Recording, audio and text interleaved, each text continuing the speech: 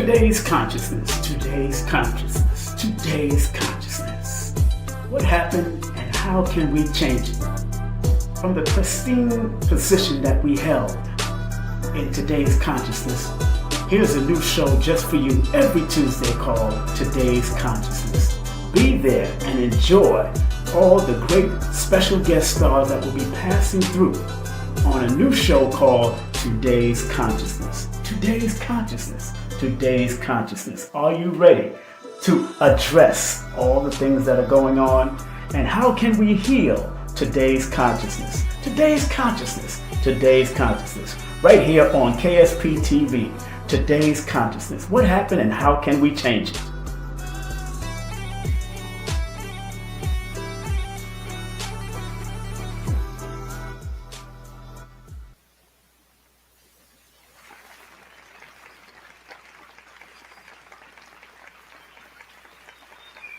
Welcome, brothers and sisters. Welcome, brothers and sisters. Welcome, brothers and sisters.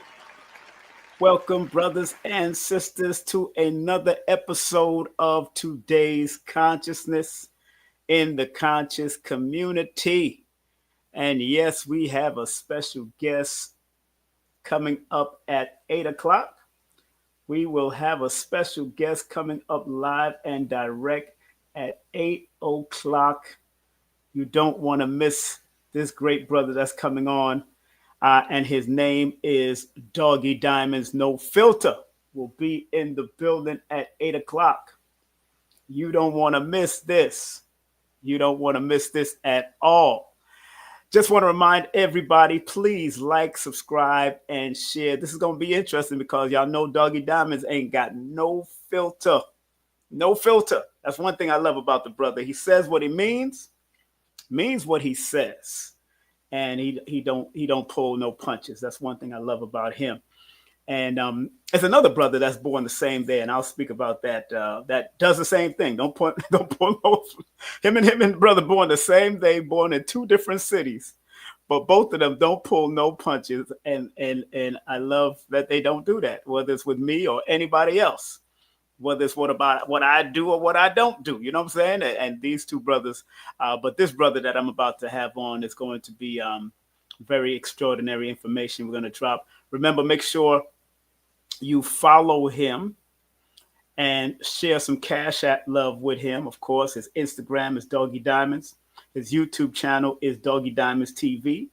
His Linktree / Doggie Diamonds. And spread love. You could also donate through his Linktree also, and go to his DoggieDiamondsTV.com also. So I'm going to throw, of course, the Doggie Diamonds link to Cash App and everything else in the chat also. And remember, this is a call-in show, so you can call in and you can cam up if you want to talk to Doggie Diamonds and myself directly. We ain't afraid to address and talk to you either. And, I'm one of those, I'm a straight shooter too. It's just that I try to keep it more peaceful and harmonious, but I'm a straight shooter when it comes to certain things. I'll say what I mean and mean what I say from an empathetic perspective. I'm not here to hurt no feelings, but sometimes who the cap fit, let them wear it. Who the cap fit, let them wear it, like my brother Bob Marley used to sing back in the day. So I hope everybody is ready. Okay, so coming up at in the next 5 minutes, we got the brother Doggie Diamonds coming in. Just want to remember everybody that tomorrow's lesson on this channel will be spiritual vigilante and being vigilant. Oh yes, man. There's a reason why I even came up with this breakdown from a numerational, spiritual, and physical perspective. More than likely, I'll probably do it between 11 and 1 o'clock around lunchtime. I'm going to come up, or I might come up if my spirit says to come up around 10 o'clock, then I will come up at 10 o'clock in the morning. All right. But I move with my spirit when I do these things. So just want to make sure. Big up to everybody that's in the chat. Big up to everybody on Instagram. Also, Kafunya Ifa, Kafunya Starbell is in the building. Janet is in the building. Good Juju, beautiful Good Juju is in the building. Black Eagle's in the building on Instagram. Love Some You is on Instagram also. And who's on YouTube? YouTube is on Friends Crosby is on YouTube. Color Curiosity, the moderator, is on YouTube. Ricardo is on YouTube. Neltron is on YouTube. William is on YouTube also. Idris is on YouTube also, tuning in. And big up to everybody on Facebook also. Thank y'all very much. And remember, please, please, please like, subscribe, and share with those that are striving to be in the conscious community in some form or fashion, or they're striving for some type of spiritual growth, whatever. And do remember to support the channel. Support the channel. Super chat, super sticker, PayPal, Cash App, Zelle. Also, you could join my Patreon page. There's a lot going on Patreon that I'm putting up there. And anytime you say you're going to join or spread love or money to any channel, make sure you say currency is circulating back to me. And those who support me are trillion folds. I really like people to say that to themselves when they donate a super sticker to my channel, or they donate a super chat to my channel or PayPal. Always say that, so I want it to be reciprocal. You're donating to me, I'm donating to you through giving you good content and having a good time on this show. So we're going to be bringing up our brother in the next 3 minutes. Just want to let y'all know that my dear sister Abundance Child, has her new radio show coming up, and it's called Abundance Child Live. 8 p.m. Eastern Standard Time on WJVSradios.com, and it starts on April the 17th. So big up to my dear friend Abundance Child. And also remember, I will be returning to New York at Nicholas Brooklyn. Esoteric Wisdom Matters for our mental and physical well-being. I'm on a healing journey now. I got to let people know I'm on a healing journey. I'm not, although Dr. Khalid told us to be saints, saviors, soldiers, scholars, healers, and killers back in the day, I'm on the healing aspect of it right now. And what I do, let me tell y'all something. I thank Dr. Khalid Abdul Muhammad for sharing that with me years ago and sharing that with the FOI. And I believe he also shared it with the New Black Panther Party when he was with them. And I thank him for that, because I never forgot that. And I actually pray and meditate that I will always be a saint, savior, soldier, scholar, healer, and killer, and that they will show up at their appropriate moment. That's what time I want the saints, saviors, soldiers, scholars, healers, and killers to always be within me, coming from my ancestry, the ancient and the modern. But I always want them to show up at the appropriate moment. You don't want to be a killer and you're supposed to be a saint at that time. You don't want to be a savior and you're supposed to be a killer at that time. You don't want to be a healer and you're supposed to be a killer. You know what I'm saying? You gotta, and that's why in martial arts they taught us the anatomy on how to heal a wound as well as break a wound. Break a bone or something. They taught us how to set it and put everything. Matter of fact, I got physiological books and all that on physiology and all that right now that I'm still studying, because the anatomy is a unique and beautiful thing. You know what I'm saying? So don't forget, Brother Billy Carson has the 3rd annual Forbidden Conscious Awards coming up August the 2nd and 3rd. I'll be there on the red carpet. And also, Dr. Valentine has been nominated, and Aaron Lyons, 19 Keys, Brother Rich, and a whole lot of people have been nominated. Michael Beckworth and everybody's been nominated. We want to be there live and direct. And just want to big up Color Curiosity before I bring on my guests. I got to big up Lloyd Strayhorn, of course. Make sure you support one of my elders that taught me or introduced to me his method of numerology at a certain time in the 89. And then big up Color Curiosity. Make sure you support one of my moderators that's doing what she got to do to keep color therapy going. And remember the iridologist. Big up to the iridologist all the time. She got beautiful book coming out called The Iris Papers, as she's playing on the words of the late, great Dr. Francis Cress Welsing, ISIS Papers. She got one called The Iris Papers. The young generation is coming up with their own way and old methods of teaching this holistic dynamic. And big up to Adara Moselle. Make sure you go to adaramoselle.com to deal with energy work. And my son in Georgia has a great pressure wash car detailing, dumpster wash. He comes straight to your place. He's a handyman and all of that. My son in Georgia is named JB. He does his thing, Metro Atlanta and the surrounding areas. And my other son has a recording studio. Big up to him in New York City. Green Studio NYC. Prince Imagine. That's my son. He be doing his thing. Another one of my sons. And this is his girlfriend, Elizabeth. She is a licensed esthetician. This is a family show, family, because we all family. You know what I'm saying? All right. So before we bring on my guest, man, you know what I like to say. Let the words of our mouth and the meditation of our heart be acceptable in thy sight, giving love and honor to the ancestors, but love and honor to the energetic source, the all within all. And this brother that I'm about to bring up, let me say something. I want to welcome this brother. They call him Doggie Diamonds, No Filter. The podcast where nothing, he has a podcast where nothing is off limit. Doggie Diamonds is a legendary hip hop journalist. So he has a lot to say about the music industry, pop culture, and current events. He's not afraid to speak his mind. So y'all get ready. And he doesn't hold back on his opinions. Expect him to just get it in as I ask questions and we talk about certain things in history. I want to welcome on my platform for the first time, the one, the only Doggy.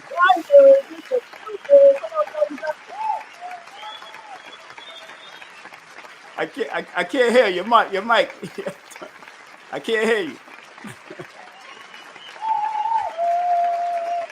Yeah, Doggie Diamonds, go. Hold on. I know we should have came up an hour ago. Can't hear you at all, brother. You can hear me? I can't hear you. You got to turn on your mic. And it says your mic is on my part, so I don't know what happened with your mic over there. Keep on testing, brother. You know he got to come in full class. My man is in full class, brother. I'm trying to get him. I can't hear you, Dougie. 1 2 1 2. There you go. All right. We good. Welcome again, my brother. Let me give you a round of applause. My apologies.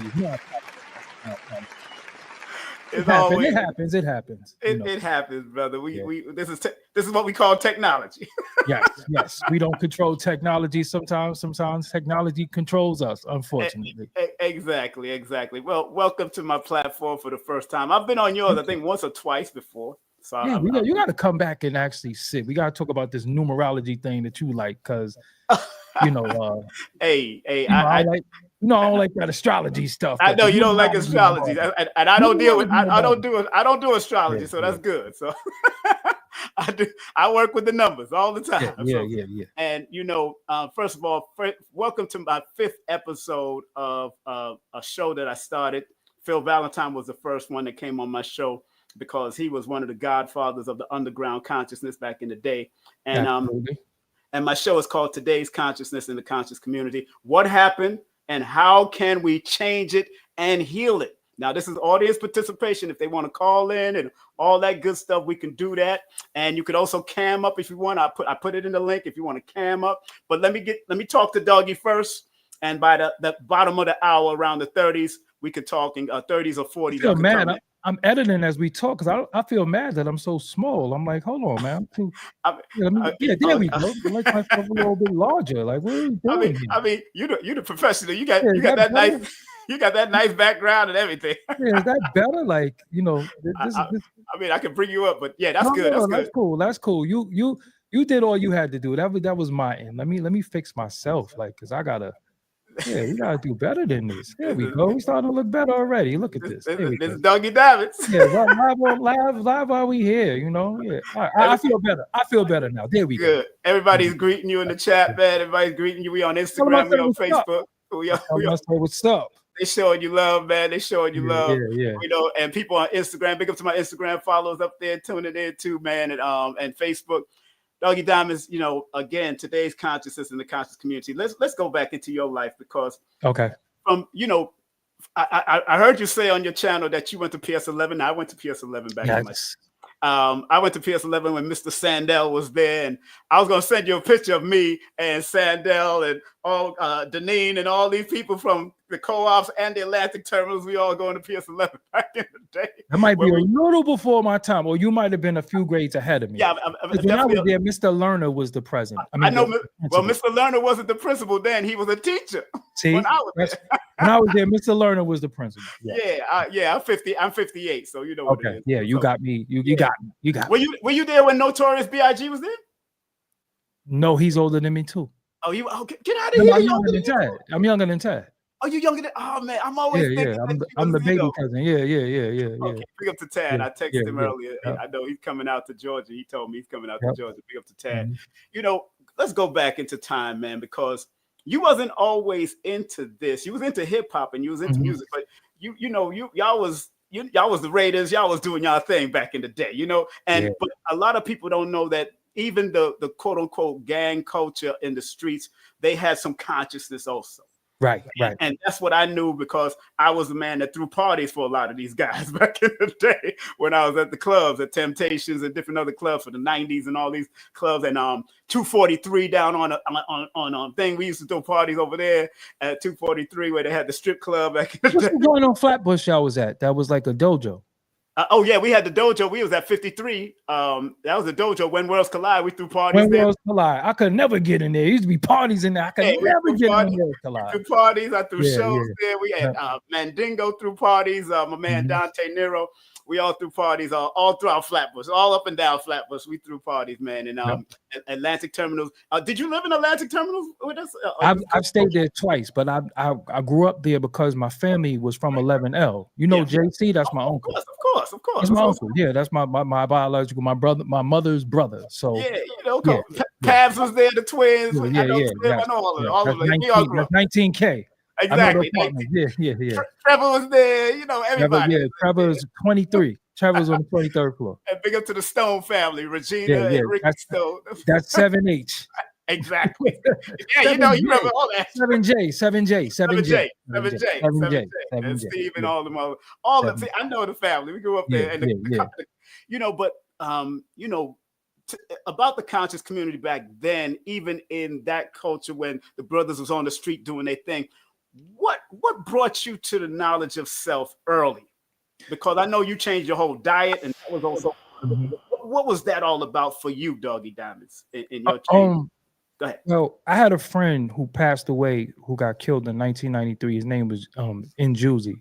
And his father always had like a lot of books. That was the first time that I seen The Rise and Fall of America, How to Eat to Live. Yes.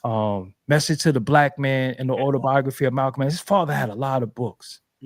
And we used to sneak and read the books. Wow. And his father had a library, man. And that was my first introduction to what I deem what now would be termed consciousness, but I didn't know that back then. Like I was just reading stuff. And then when you're young and you get in knowledge, you're like, oh wow, because it's things we don't know. We're in survival mode. And most of the time we live through hunger. Yeah. And when you're literally hungry, you act out because you're hungry. That's right. And a lot of us, where we come from, we grew up hungry, meaning that we were hungry for the new clothes, hungry because you're going to get teased, not because you into fashion. It's because you're going to get teased. So if you got on Adidas and I got on 16 stripes, I got on rejects. Exactly. That's what it was. If I got on some Olympians or something like that, I'm getting teased. You get what I'm saying? Yep. So the consciousness come from just learning stuff that you just never knew. Right. And I can't say that my household that I grew up was African center, Pan-African, anything. It wasn't. It was love everybody. And it that's a good start. But you can't stay there. That's right. So as my friend Julie, rest in peace to him, who I wouldn't be sitting here if it wasn't for him. I have to let that be known. Like that was the first person to ever believe in me. Like, yo, you could do this, you could do that. And he unfortunately got killed in 1993. Wow. When we were kids, you know what I'm saying? I didn't even have no facial hair. He barely had facial hair. And then funny, the community might know, might not know. I grew up with Ahmed. And y'all know That's him right. as A.A. Rashid. A Rashid. That's right. So he always had knowledge of self. Yes, Always. his mother was Muslim. Come on now. Always had knowledge of self. So he always knew stuff, but our environment was survival. You know, where we was at in Brooklyn, it was like you was either at sitting at the table or you was on the menu. And I know people, it sound cliche. That's right. But I grew up around a bunch of wolves. That's right. And I just got it by default. But I always knew better. I always was the smart kid. I always was in gifted programs, believe it or not. I was in special schools, but just the environment didn't call for that. So being intelligent is what makes me not have any felonies, what makes me not being a prisoner, what makes me still be alive, being intelligent. Exactly. And then reading the knowledge, and then I changed my life. I changed my life reading the autobiography of Malcolm X, coming from Reading, Pennsylvania, with Juicy, his mother, and his sister. I read the book on the way home, and ever since then, I watched Mississippi Burning. And I remember we went to Green Avenue, and we saw these other individuals. That's all I'm gonna say. Yeah. We had put hands and feet on them because we saw Mississippi burning. You know what I'm saying? So it was like, so I started saying, yo, we not doing this to us. We started saying, yo, we can't be doing this to us. We got to do this to them. Yeah. And that was the birth of us trying not to oppress each other. And let me say this. Let me say this real quick. Family that's just tuning in, please like, subscribe, and share with family and friends, or that's our spiritual journey. But also that's on a real journey, especially on a Tuesday night. You know, I do my today's consciousness. And remember, support Doggie Diamonds. He's a respected journalist, media personality, influencer, entrepreneur, and much more. His Linktree is Linktree/Doggie Diamonds, and also his DoggieDiamondsTV.com. Also, we got his YouTube and Cash App all pasted up also in the chat, and also Doggie Diamonds Linktree. Please go to the Linktree/Doggie Diamonds. You know, family, you know, when he says a lot of this, you know, he got to remember he's younger than me.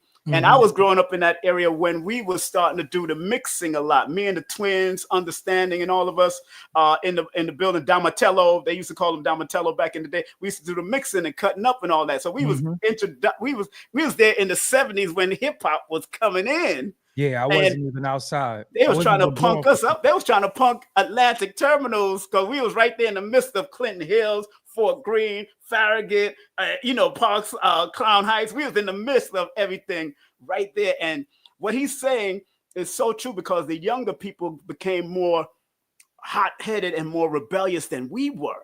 We put Atlantic Terminals on the map. I'm going to be real with you. My generation did that. Yeah, y'all did.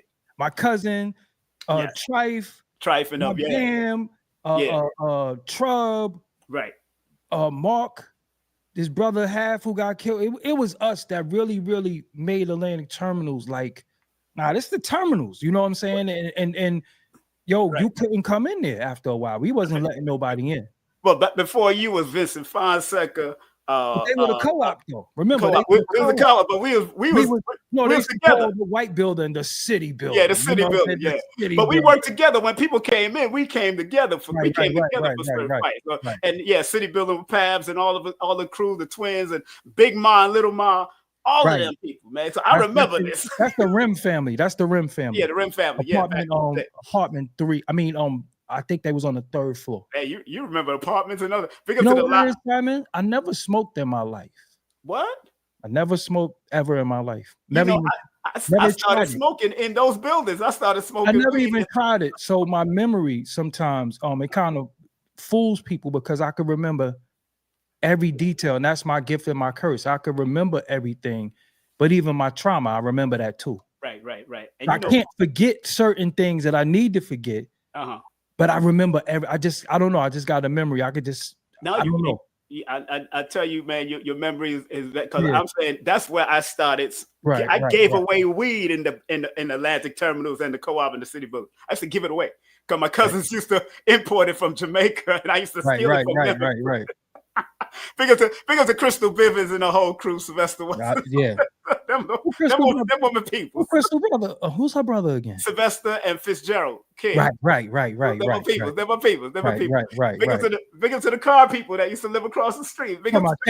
You call him Fitzgerald. We talking about K.I. You know, K.I. We call him K.I. K.I. That's my now. man, K.I. Yeah. Yeah, Shout out that's to my K.I. people, man. Yeah. So those my little brothers.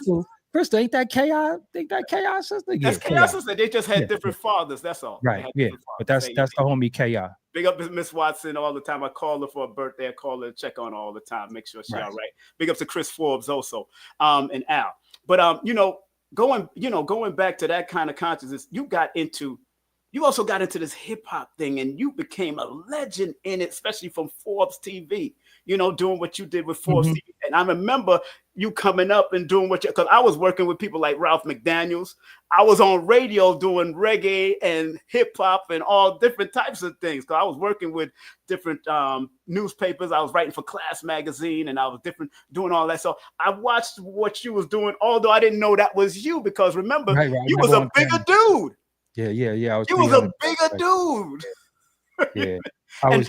Now, what was that all about with your weight change? Because consciousness is also health.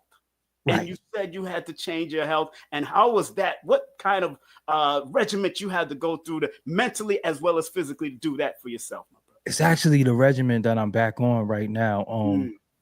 The biggest weight you ever have is not even really on your body, it's on your mind. And when you can lose the weight that you have on your mind, then your body's going to follow, because the mind control the body don't control the mind. Right.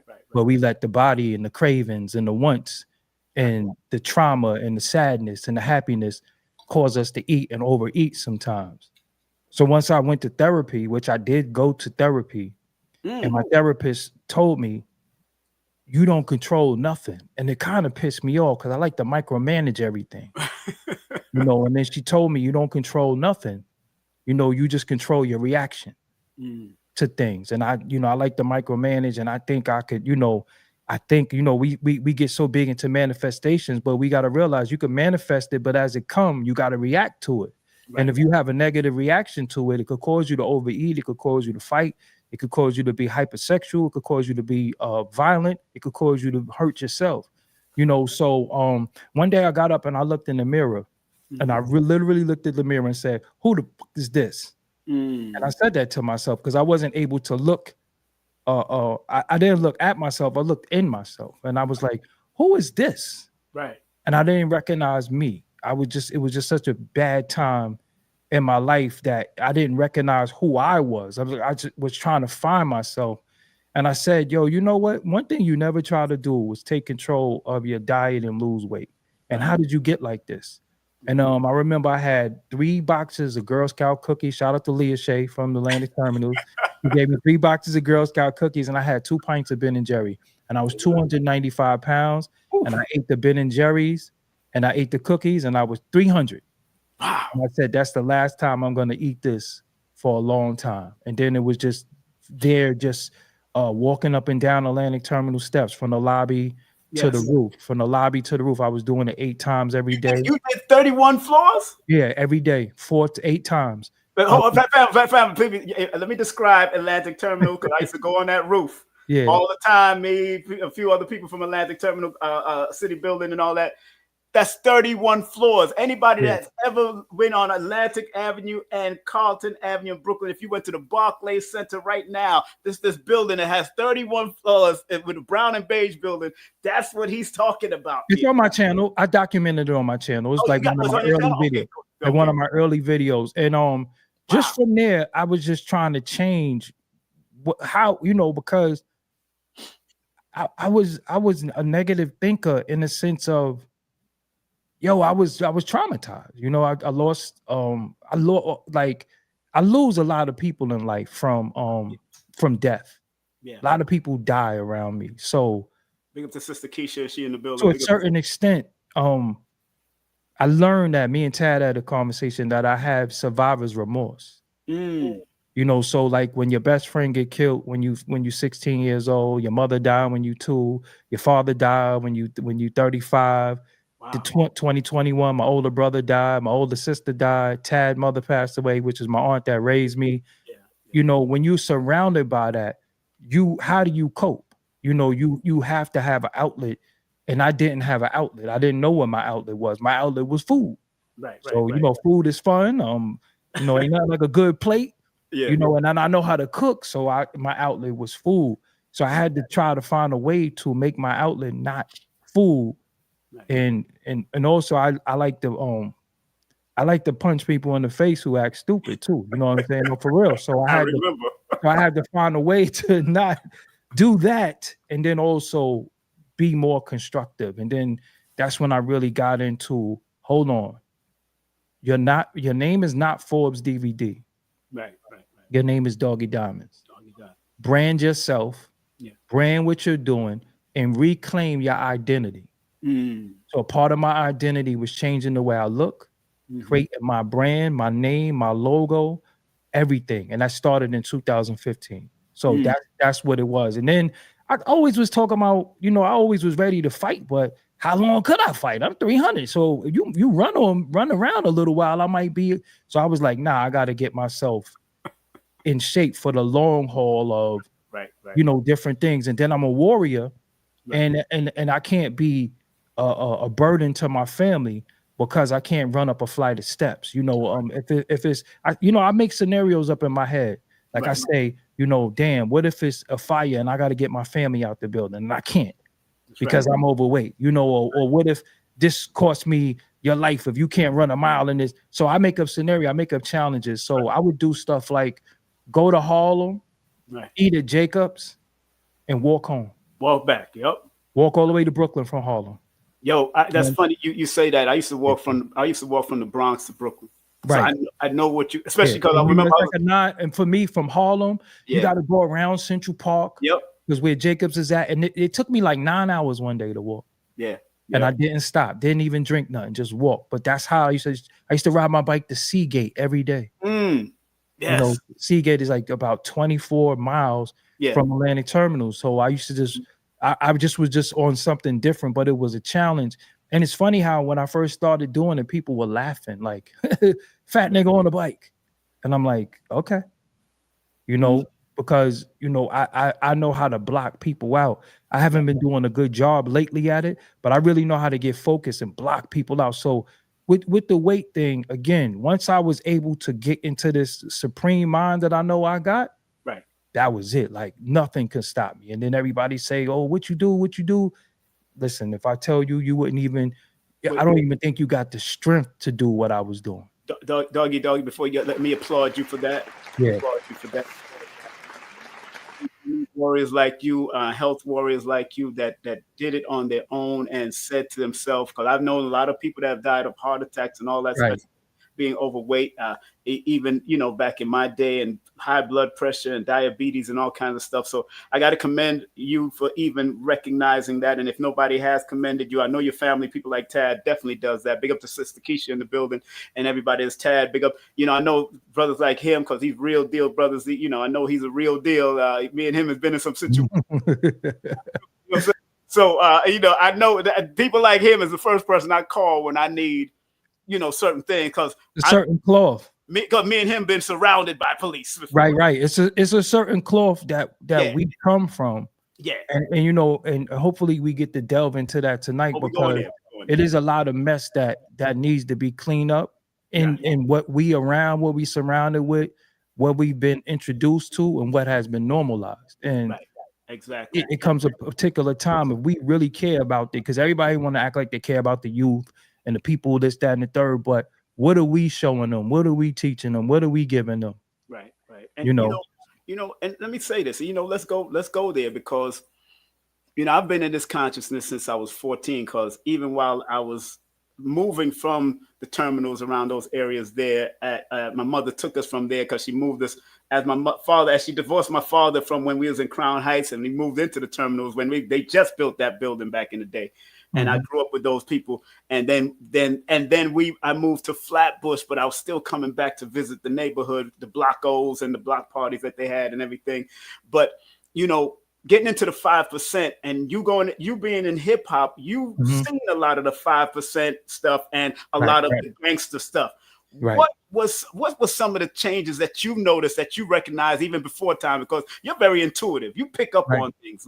What is it that you've seen, especially in New York, that was changing? And then when West Coast and everything started coming into fray, what did you notice, and what was the prediction that you made back in those days about the consciousness of hip hop and what was going on?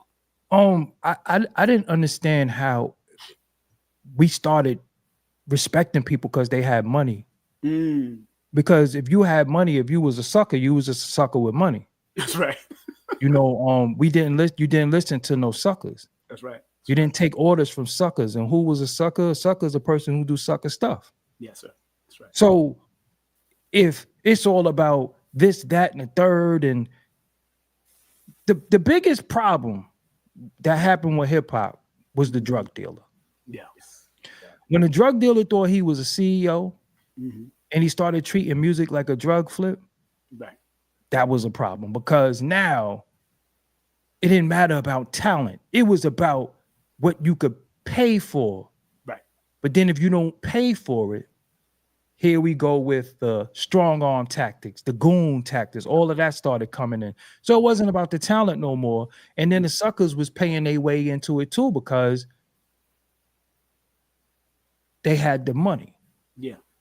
So I come from parties, man. I come from when we went out, we wanted to have fun. We wanted to go. Exactly. We wanted to talk to the girls. Yep. We wanted to get a little two-step in. We wanted to hear that.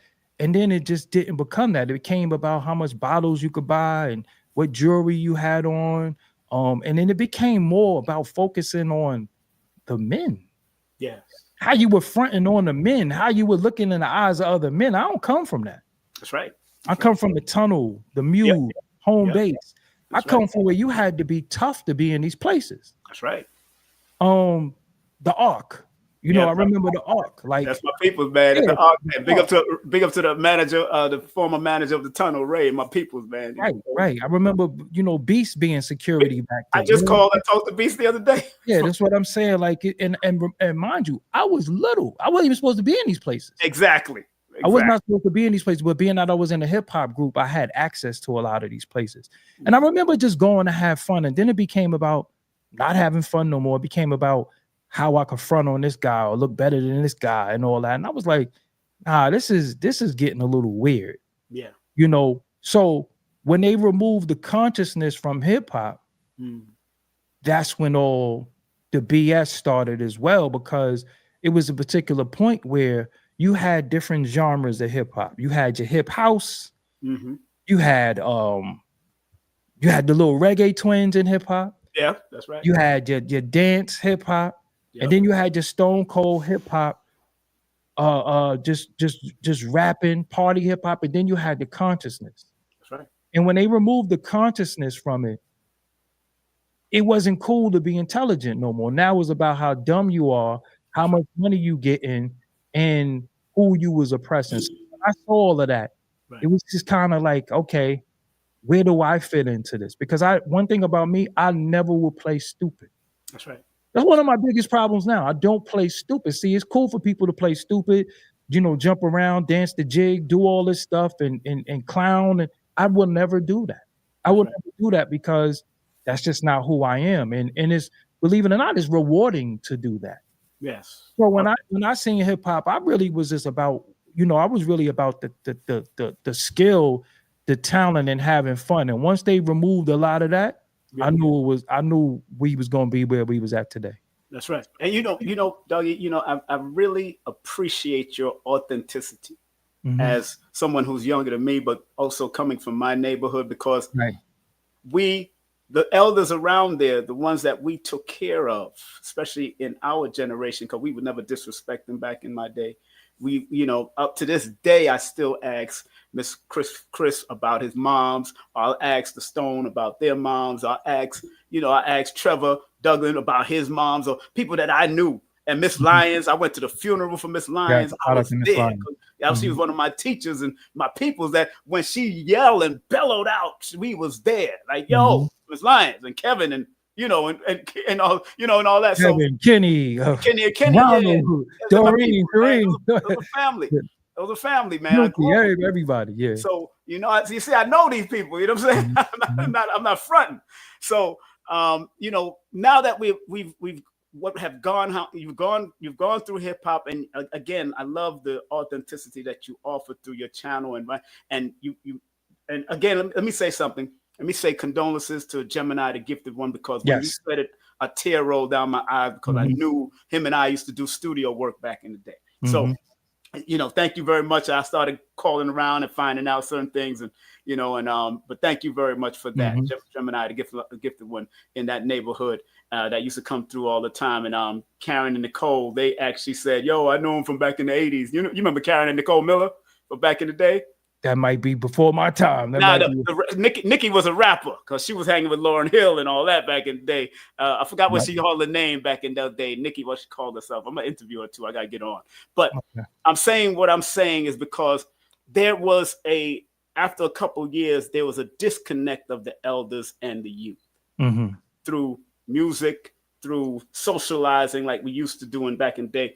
What was some of the things that you've seen that the music helped, the social life helped, that disconnected us from the elders, from the elders back in the day when as you was coming into this whole consciousness of who you are and doing what you're doing on your television and your podcasting and other things that you've been doing?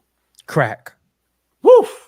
It was crack. Crack. Yes, I remember. See, people downplay the problem that crack did to us as a people. People downplay that. People don't remember that first wave of crackheads was the apocalypse zombies they was talking about. That's right. And we seen some of the biggest, strongest men from the neighborhood now wither down to nothing. Yep. Some of the most beautiful women was selling their bodies. Some guys, younger guys, first experience with a woman was with your homeboy mother because she was getting high. That's right. That's when you started not respecting the elders because such and such moms is doing this, or his father's selling the VCR, his father's out there selling his Nintendo cartridges or his games. Right. When crack hit, it decimated us because a lot of it hit areas hard. Right. It hit Atlantic terminals hard to where respectfully, it was whole families that smoke crack. Yeah. Yep. Whole families that smoke crack. Yep. Where I'm from, Fulton Street, whole families that smoke crack. That's right. So now we the children of the crack abusers, but then also the children that's the crack dealers at the same time. So you got people who selling crack to his homeboy mother. That's right. So we felt like we didn't have to respect them, even though your generation put on before my generation. Right. Your generation, a lot of them started getting high. Yep, that's true. And older than you started getting high. Older than me too, yeah. So who listens to a crackhead? That's true. Who listens to a crackhead? I don't care who father is. You get high. You smoke crack. That's right. So when crack hit us like that, as we coming up, now we started weeding out who's smoking. Or they smoking. They smoke crack. Or her, she getting high. She's smoking. Once you hear they're smoking crack, you no longer have no respect for them, unless they're like Debo or somebody like that. Yeah, exactly. And a lot of neighborhoods didn't really have too many Debos. That's why I was only one Debo. Because it was some crackheads you respected because they still would, had the burner on them and do certain things. But for the most part, crack decimated our neighborhoods. Yes. And coming up, it was about, who smoked crack? Yeah. Right? Because again, this is the parents. This is our parents who smoke crack. That my generation parents are the crackheads. You know what I'm saying? So once that hit, now we got to fend for ourselves. Now we got to go out there and get money because you go to the crib, ain't no food. Yeah, because we had the guys that had liquor too, that was on the liquor and all that. Remember Archie back in the day? Right. Yeah, I mean, yeah, because you had a lot of we called them winos, right? You had the winos, you had the dudes, but when that crack hit, see, remember the crack user and the crack dealer is one and the same. That's right. We don't pay attention to that. See, as you need crack, somebody got to be there to sell it. That's right. So they it becomes supply and demand. So now you have a dude who's 16, 17, 15 years old who's able to sell crack. Now he's the man of the house because he got crack money. That's right. You get what I'm saying? So now when the crack dealer found out about this music thing because the streets is drying up now, or if he put some money into this business, that's right.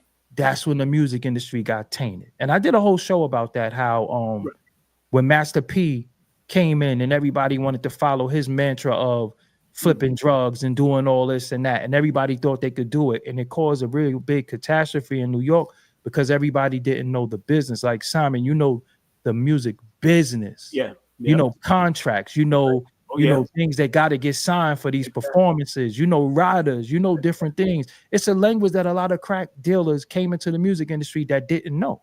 They just thought, oh, we need a distribution deal, but they didn't know nothing about no record label. They didn't know nothing about no staffing. They didn't know what hanging up snipes was. They didn't know about streets team. They didn't know anything. They just thought, go bribe the DJs and give them money. They play it, you get a deal. And they play your music. It didn't work like that after a while. That's right. It didn't work like that after a while. Go ahead, you know, but man, family, those that are just tuning in, is now 36 minutes after the hour. We're here with the legend himself, Doggie Diamonds. Make sure you support him with Cash App. Make sure you go to his Instagram. Make sure you go to his YouTube channel, Doggie Diamonds TV. Make sure you go to his link tree where all of his links is Doggie Diamonds. Make sure you support the brother because he got a wealth of knowledge and information on his channel to help give you some guidance to understand what's going on. He's a respected journalist, media personality, influencer, and entrepreneur. And again, go to his linktree /Doggie Diamonds and Doggie Diamonds TV. That's what I've been putting on and off the screen while we was here. So moving family, if anybody want to call in, the number is here, 718-210-8853. That's 718-210-8853. Moving forward. Now, we're in this quote unquote conscious community. I say quote unquote because I don't call it the conscious community unless they put conscientious in front of it. Right. Because if you're conscientious, Phil Valentine love it that I put conscientious because conscientious means doing what is right. That's the real word. Yeah, that's the real word. And people are not doing what is right in the community because we came out of, and people are coming to the phone line. Yo, take a hold on. I'll come to you in a few. Hold on 1 second. Just make sure you turn down all your apparatuses and listen to me over the phone. I just want to get this question out for Doggie Diamonds. You know, I came out of definitely consciousness with Dr. Khaled, Imam Isa before he turned into Dr. York, Farrakhan and all that. You kind of grew up right in the mix between that coming into what we got now. I got Dr. York. You had Imam Isa. I had Imam Isa. I had Dr. York in his singing transition before he became. I had Dr. Khaled a little before he wasn't in the nation, but it was a couple of years. But I always had the taste. But ask your question though. Ask your question. Right. So what's the transformation you have seen from those times with the Khaled and even when Dr. York or Imam Isa was doing his thing on Bushwick Avenue to now what we have now is what they call a conscious community. What have you seen? And you no filter, baby. No filter. One of the things that I seen was clout. I felt like this new conscious community was trying to create personalities. Okay. Trying to create personalities and people that wanted to be known for talking. That's right. But they're not known for their works. Like, what have you done? Like, you wrote a book. Like, anybody could write a book now. Like, what is the book about? And I find that it's a bunch of people that's telling you that you need help, but they can't even help themselves or their family. You know, a bunch of Honorable Elijah Muhammad, he loved that word, hypocrite. You know what I'm saying? I see a bunch of hypocrites that's telling you that you need it. And I find that the new conscious community is doctrine-based. Right. See, we didn't know, you know, if they didn't start in the name of Allah, the beneficent, the merciful, that was how they started. But they was NOI, but they was speaking to everybody. They didn't oust nobody that they considered to be black. Right. It was just their nation. Even when you got the scrolls of Dr. York. That's right. He was talking to everybody. Now I feel like it's conscious gangbanging. If you're not a part of this, then you're not this. We're this, you're not that. And then all these challenges and let me challenge your information and my information and all that. And all I see is a bunch of bozos talking. Right. You know what I'm saying? That's all I see is a bunch of bozos talking. And then the personalities getting created. That's when the new word grifting starts. Yes. Because now this person has I got this water, and this water is gonna make your hair grow back if you bald. But all the while, he got a bald ass head. Can't even make his own hair grow back. You get what I'm saying? Yes, and I'm gonna be real with you.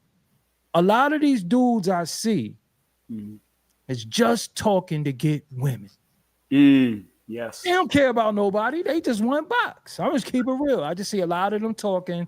They got a trail of women, and it's just they all trying to get harems.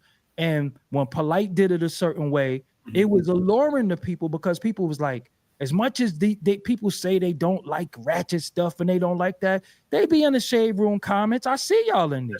That's right. I see y'all in there. I see y'all. Y'all want the designer. Y'all want the cars. Stop lying. Stop fronting and just say that though, because that doesn't mean that you're not conscious. That's right. See, it's different. Conscious just means to be woke.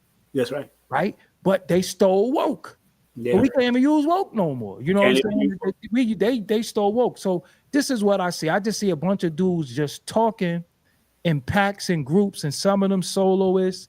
And although they'll disrespect something, they pattern the same thing after that. Like I didn't understand how so many people were so against Dr. York, but then using his information, doing the exact same things. Right. I was just like, well, if you talk about Nature Boy, Young Pharaoh, Polite, it was a lot of people that was just doing that. And then there's like these weird ass cliques that be getting formed. That's not what it's all about. It's about getting information that you use, that you were successful at using your own information, that you say, this is what worked for me. Let me give this to you. And if it could work for you, fine. Not just talking, and I don't practice none of that. So if somebody say to me, yo, how could I lose weight? Well, this is what I did. How could I build my YouTube? Giving tangible information, not telling somebody, well, if you believe in this, this is going to happen to you. You ain't got no bomb shelter. At the end of the day, all these dudes be fear mongering. They be telling you this going to happen, that going to happen if you don't do this. What's going to happen to you? You don't got no bomb shelter. You ain't got no rights. You was teaching survival classes. And you don't see me promoting fearmonger on my. But how many of them been to your survival class? The only ones only few of them has been, and the one that I can remember predominantly Blue Pillar has definitely been. This is what I'm saying. But everybody's telling everybody else what's going to happen to them, like it ain't going to happen to them too. Exactly. You know what I'm saying? So I get it. A lot of things became about content. A lot of things became about personalities, and dudes just trying to line their pockets and jump on any platform that'll let them and just talk. That's all I see is talk. Me, I come from, when we such and such, because when I was in the street life, we got to go over there and do this. It was about action. We didn't talk. That's right. We didn't talk. We got to put it just like with the press conference thing. We got to do this press conference. We got to go out there. That's right. We did. You get what I'm saying? Even I don't march when I was young. I was little marching Yusef Hawkins. Gavin Cato. All of that I was there because Yusef Hawkins definitely, and a lot of that was in Brooklyn. So they went past Atlantic Avenue. What's that? Oh, we in that. That's right. You know what I'm saying? So when I see a lot of the dudes, I just see them talking, and they all got doctrines, but they all popped. All these dudes is broke. Nobody want to listen to nobody don't got no money. And then they start saying money ain't everything, money ain't nothing. But here go my Cash App. So which one is it? Which one is it? And people who say money ain't everything and money ain't this, that, and the third, they don't got nobody they got to take care of. That's right. Because when you got to take care of people, you need all the funding that you could get because you actually take care of people. You think all of this, I got all these lights and all these bells and whistles is free? It's not free. It's not free at all. I'm not funded. I'm not compromised. I can say what I want, do what I want within the confines of the terms of service of the outlet we on. This has to be funded and paid for. That's right. You get what I'm saying? So when I see these dudes now, I be like, he a sucker, he a sucker, he a sucker, he a sucker. That's what I be like. Hold on, let me go to the phone lines. Who am I speaking with?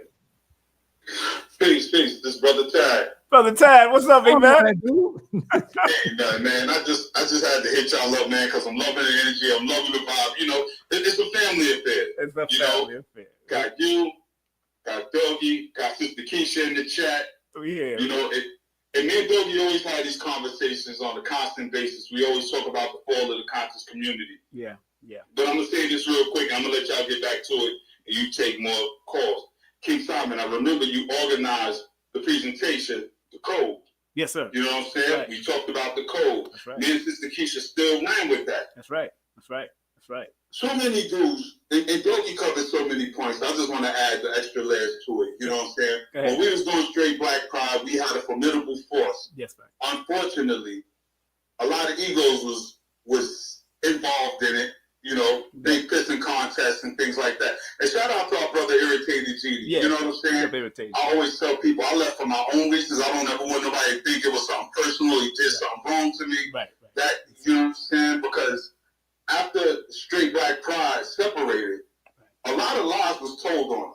Yeah. You know what I'm saying? And even if I disagree with my brother, I'm not gonna lie on my brother either. You know what I'm saying? I don't stand for that kind of business. And that's sucker stuff.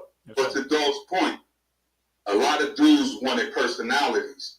And I remember I had to check myself. I talked to Baba Baruti. I said, Baba, I'm getting a lot of attention from females too, and I'm still straight black and proud. That's right. So, you know what I'm saying? I don't want to overstep the boundaries. Baba said, he said, keep strong sisters around you. They'll be your fence.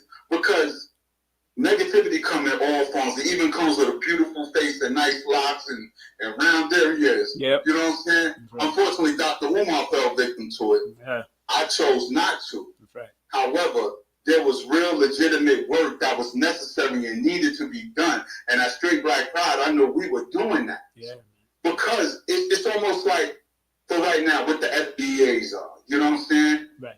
For those of us who's not born in the Caribbean on the continent, we have a legitimate claim to what's owed to us for the building of this country. Mm-hmm. Some people get upset, but that's a whole nother subject. You know what I mean? Jamaicans could be proud of Jamaica.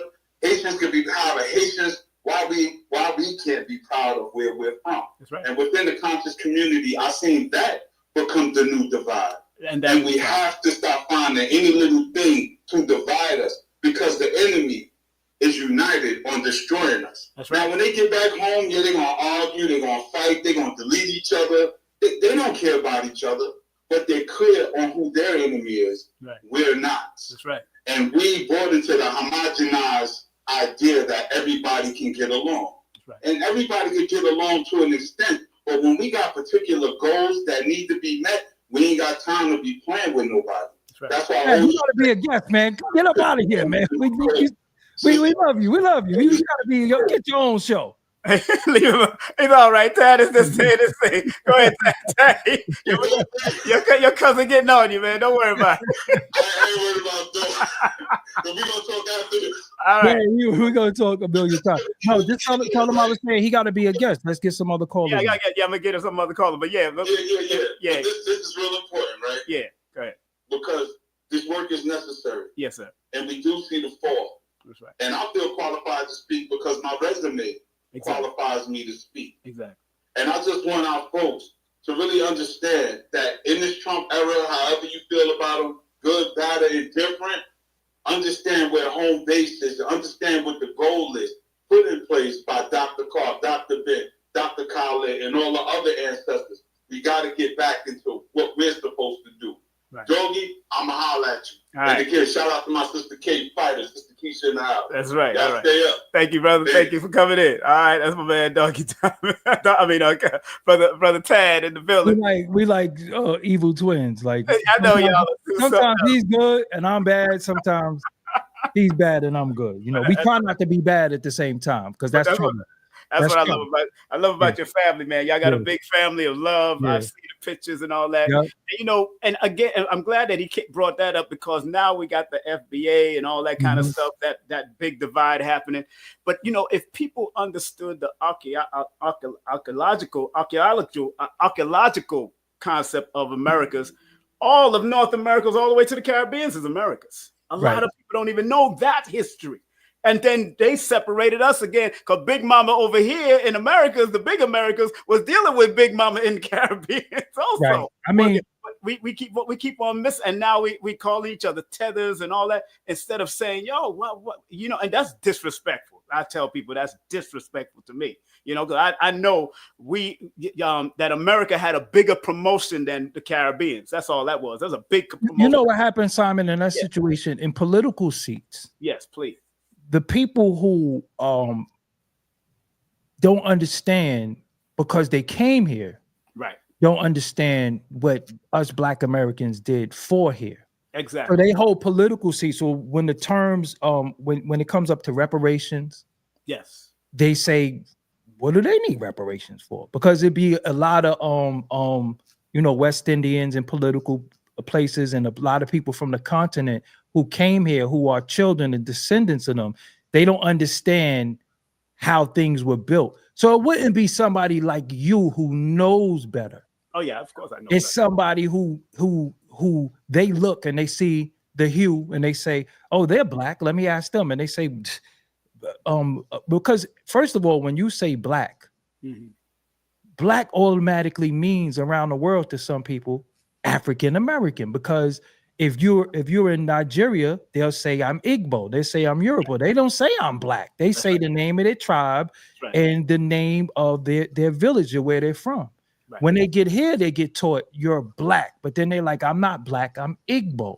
Right. So they've always separated themselves. And then you do have some of them that come from the continent that separate themselves because they're Muslim. So they will sit with the Arab before they sit with us. That's right. You get what I'm saying? So a lot of times, because I broke this down on my show plenty of times, I've always said how some of them had separated themselves from us Black Americans. We're not African American. And then we said, okay, fine. Then it's like, well, why y'all separating yourself? Well, y'all did it first, because we always heard we lazy, we don't want to work, we don't want to do nothing. And again, it's not everybody, but it has been a lot of people, especially in healthcare. Yeah. Especially in the medical field. A lot of, West Indian women love working in the medical field. Because that's what they're taught in the Caribbeans to get a medical degree, because that's one of the best jobs. Remember, in Cuba, they teach it for free. They give you free medical school. And you got to come over here and retest. My grandma, let me tell you what's so funny. My grandmother came here back in like the early 60s, 50s. She came and she was working in Cumberland Hospital. She worked in the Jewish hospital. She worked in St. Mary, and as a midwife and a nurse. I was born in Brooklyn Jewish Hospital. And I was born in Brooklyn Jewish. And she delivered people. What's that on Clawson, right? Yeah, right on Prospect and Clawson. Yeah. Prospect, yeah. It's closed now, right? It's closed. Yeah, it's closed. Yeah, it's closed, but yeah. My grandmother's house is still up the block. Well, Cumberland is Brooklyn Hospital, right? Cumberland used to be off of Cumberland Ave back in the day. Brooklyn Hospital is Brooklyn Avenue on DeKalb. Got you. Yeah, because I remember hearing about Cumberland Hospital, but I always thought that was Brooklyn Hospital. That was way up towards Cumberland back in the day. It was towards Cumberland swimming pool, all those areas back in the Douglas swimming pool and all that, around that area, because she used to work. She used to work them places. You know what I'm saying? Right. And I think she delivered people like Spike Lee or somebody the way my grandmother did. Yeah. But we was taught in the Caribbean. Again, they never taught us to hate America. They taught the Africans to hate America. The brothers coming from Africa, they give them a whole breakdown to hate them. Right, but see, this is the thing though. Now, because my attack started happening on Twitter. Okay. One day I'm like, I grew up Pan-Africanist. That's right. So I'm like, any Black person oppressed all over the world is my people. But then they started saying, oh, you dumb American. And they started saying the N-word and all that stuff. And I'm like, I know y'all don't say that in the continent. Like, so that's when I started learning, hold on. Y'all think this is how we act out here. So y'all trying to act like us when we the ones wearing dashiki and kente cloths and all that, thinking that this is what y'all do. But y'all trying to wear jeans and fitted caps and everything and look like us and be like us. So we all twisted. You get what I'm saying? We all twisted. And then what happened, this was the real fight. Yeah. All of our inventions. Yes. They were saying Black Americans didn't do that. And that's not true. That is not true. But see, on a political level and the higher levels, when we start, now let me give you another one. Right. Look at all the Black actors. Right. They all Nigerians. Yeah, a lot of them are Nigerians. Did you notice that? John Boyega, Idris Elba, all of them the guy who played Candyman, they're not a Black American. So there's no high level Black American actors no more. They're all this. But they play us though. I heard they was because they was cheaper. That's what it I might heard. be. It might be. But what I'm saying is that they play us. Crazy. They play us. So it was a separation tactic pulled by we know who. Yeah.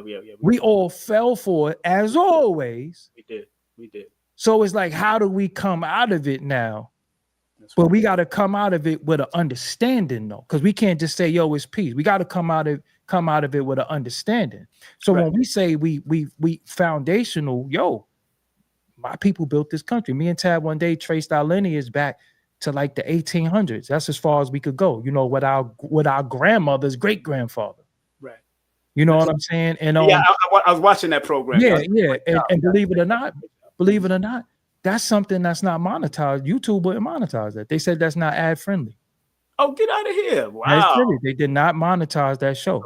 So again, there's many things that we try to do, and yo, there's a whole agenda. There's a whole agenda. This is what I'm saying to you, Simon. I gotta say this to you while I'm on a different platform because I say it on mine. Yo, the worst. Damn, I hate to say this, but it's so real, man. Tell the truth. The worst thing you could do sometimes is try to help Black people that don't know you trying to help them. Yeah, bro. Yeah. And your whole life you had a mission and a crusade for your people. Everything you do, you see King Simon, you know he's gonna have that smile on his face and give you positive energy. But it'd be somebody that don't like you. And sometimes I'll be like, yo, how you don't like King Simon? Yeah, bro. What the hell, King Simon? So this is what I'm saying. And you've dedicated your life, to trying to help our people. Even if you didn't directly give the information what you're capable of, you've been the segue. Go over here. This is where this is at. This is where it's at. I call you, yo, Simon, where can I get some bean pies from? You've been the plug for a lot of things. And the fortitude that you have to keep going, like myself, people don't know, yo, we get tired, man. We get tired because there's no reward in it. There's really no reward in helping the people who want to stab you in the back of your head when you turn around. You remember that book that Michael Bazin wrote called Men Cry in the Dark? Yo, you know what's funny? I never heard of that before, but I have said before, you know who knows everything about you? Yeah. Your pillow. Your pillow. Yeah. Your pillow know everything. Your pillow heard all your fears. Your pillow heard your laughter. Your pillow collect all them tears on your pillow. Because sometimes you do all you can to help your people. And they don't realize what you're doing, what you really sacrificing though. That's right. What you really sacrificing. Like me, if I was to do certain things with my platform and do other things, I'd be a multi-millionaire, but it's not in me to do it. It's not in me to do it so much that I don't even know how to do it. It's not in me to do it either. I don't know how to be a clown. I just don't even know how to. That's it. And then because I got my older cousin who's, more like my brother that say, hey, what the hell are you doing? Exactly. A lot of people in the conscious community lost that too. Yep. So when they said F the elders and we don't need the elders, then who could tell you, yo, who could pull your coat? Because at the same time, you still need a counsel. See, me, I got a counsel. Before I do anything that might jeopardize my safety, my freedom, my life, and my health, or somebody else's, because the same way you could call people to war, you could also call them to their death. That's right. You get what I'm saying? So before I do anything, before I say anything, sometimes I call my elders and my counsel and say, yo, I'm about to such and such. What you think? Yo, go ahead. I'm like, what? I got sanctioned, y'all in trouble. Because if I get sanctioned to do certain things, then that means the smoke is coming. Exactly. You get what I'm saying? And I think that's what happened in the conscious community too. Some of the elders got tired. Yeah. No, I know. James Small. Yes. When you think of a Reverend Phil Valentine. Dr. Africa. He told me to my face before he transitioned that he was tired. Right. They gave their life trying to save Black people. And let me say this, Doggy. Y'all people don't remember the movie Spook Who Sat by the Door. Absolutely. I read the book. I never saw the movie. I read the book. I spoke to Sam Greenlee himself personally on the phone before he transitioned on Malcolm X's birthday. He transitioned on Malcolm X's birthday. Dr. Africa was like a spook because remember, he became a military nurse and then came out and told you about what they were doing and came with the holistic transformation from, or trying to go from one level from the allopathic to the, and Dr. Africa will tell you, man, when he was in psychiatry, what it was, and saying, yo, he said, all of our people are psychologically messed up. He told me this. That's why I went to therapy. How could I not go to therapy? Listen, when I say to some people, sometimes I say, yo, man, sound like you might be a little, I can't diagnose you, but yo, you going through something, you need to talk to a professional. That's right. And they think the professional is liquor. They think the professional is weed. They think the professional is women. They think the professional is oppression. They think professional is doing to people what got done to them. Exactly. That's not the professional. Me, I went and sat down and spoke to somebody and I let it all out. And they gave me coping mechanisms of how to cope and deal with what I was going through. That's why I always tell people, it's not the actions of others. People are going to be people. That's right. How you react says everything. That's right. You got to have good reactionary skills to certain things, because when you leave your house and you go to a supermarket, whether it's Stop and Shop or it's Walmart, you didn't go there to go to jail. You didn't go there to lose your life. You went there to get your products and go home. So whatever take place in that, you got to learn how to de-escalate and defuse on the spot. And that's something we don't know because a lot of us are hotheads. Right. I had to learn I'm capable of knocking grown men off their feet. Been able to do that since I was 12. But then I realized the way I could go do something to somebody, I also could lose my life. I didn't go outside to lose my life. I just wanted some oranges. That's right. Right. So I got to learn how to de-escalate. So even in the tight times of situations where it's a crisis and it could be up, I learned how to say, yo, it ain't nothing, man. Like, whatever, and just keep it moving, because the object of the game is to go home. That's right. But what I'm saying, for some of us who put our platforms on the line, put our livelihood on the line, there's really no reciprocity in it. The reciprocity is knowing that we might have saved one life. Exactly. That's what we do it for. Exactly. That's what we do it for. Exactly. Because again, I see some people, they get all these cash apps, they get all these donations, they get all of that, and all they sell you is death, destruction, and tell you how you ain't shit if you're not a part of this. You ain't this if you ain't that. You ain't this. They don't even breathe life into you. They can't even tell you how to live. They just going to tell you how to try not to. It's a difference between living and trying not to die. That's right. Oh, There's man, a difference. Powerful. That is powerful. There's a difference between living and trying not to die. Yeah. I like living. I like going for walks. I like drinking water. I like relaxing. I like getting in my sauna. I like doing things that helps me just decompress from all of this. Yep. I don't have a doctrine. That's right. I don't have a doctrine. You know what I'm saying? Like you yourself, you've been through many different fields and schools, but you don't have a doctrine. Your doctrine is just being righteous. Take what you need and make it good for you. What you need from everybody. Exactly. But But I've never heard you say, hey, man, if you don't do this, that, and third. Nah. But you have people in this community, this so-called conscious community, telling people what they ain't. That's right. That's right. That's right. What you're not this because you don't this. That's right. That's right. Like I look at pork, right? I haven't eaten pork since 1991. Exactly. Right? My grandmother's 88. She eat pork. Exactly. So somebody wrong, right? So I'm sitting here talking about how I don't eat pork. She 88 years old. So somebody is wrong. You get what I'm saying? So we have to stop painting. We not a monolith. Stop painting all of us with a broad brush. Don't tell me I'm a Hebrew, because if you tell me I'm a Hebrew, I'm going to punch you in your face. If you tell me I'm really a Moor, I'm going to punch you in your face. If you tell me I'm really a Muslim, I'm going to punch you in your face. I'm no longer allowing people to tell me what I am. Exactly. What I want to identify as, that's what I'm identifying with. Enough of this banging with y'all little doctrines and y'all little books and y'all little system of beliefs. We're not doing that no more. And that's the problem now, because that's why we go to different schools and go through stuff, because we listen to somebody. That's right. And that's what I loved about Dr. Khaled. He used to say it all comes from us. We could be any one of them things. Matter of fact, damn that, we are the original devil.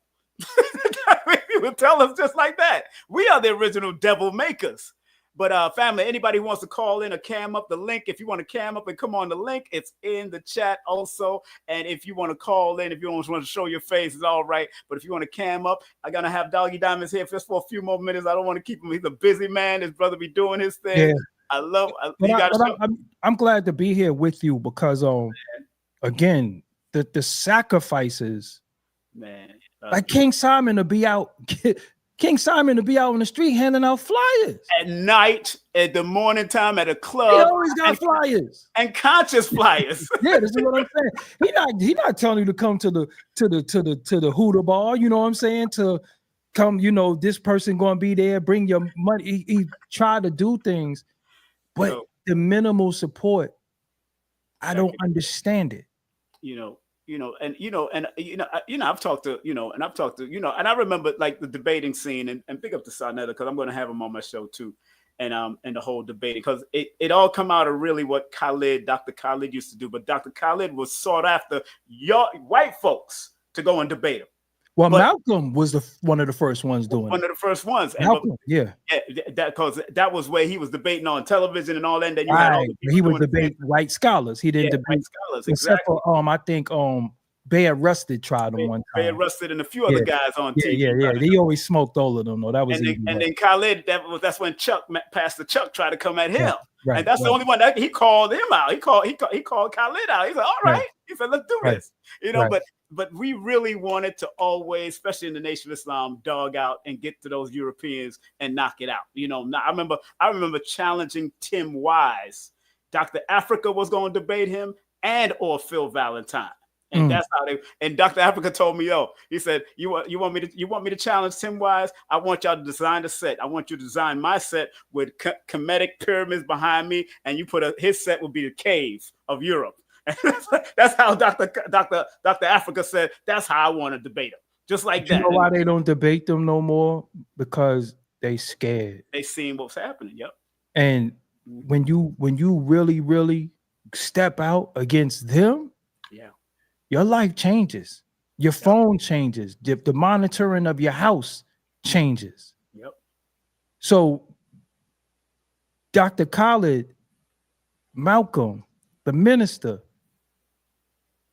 it was different for them going against them.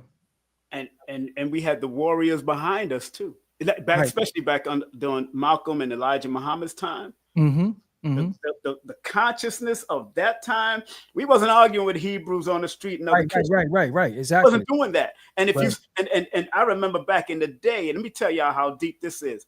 If back in the day in Harlem, one of our Muslim sisters got disrespected, Dr. Khalid by a Hebrew Israelite. Dr. Khalid took him and one guy up into the Hebrew temple and told them by himself. And they said if Khalid would come up here, they know he was crazy. Because all Khalid had to do was call thousands of people. Right. Thousands of men. And that would be it.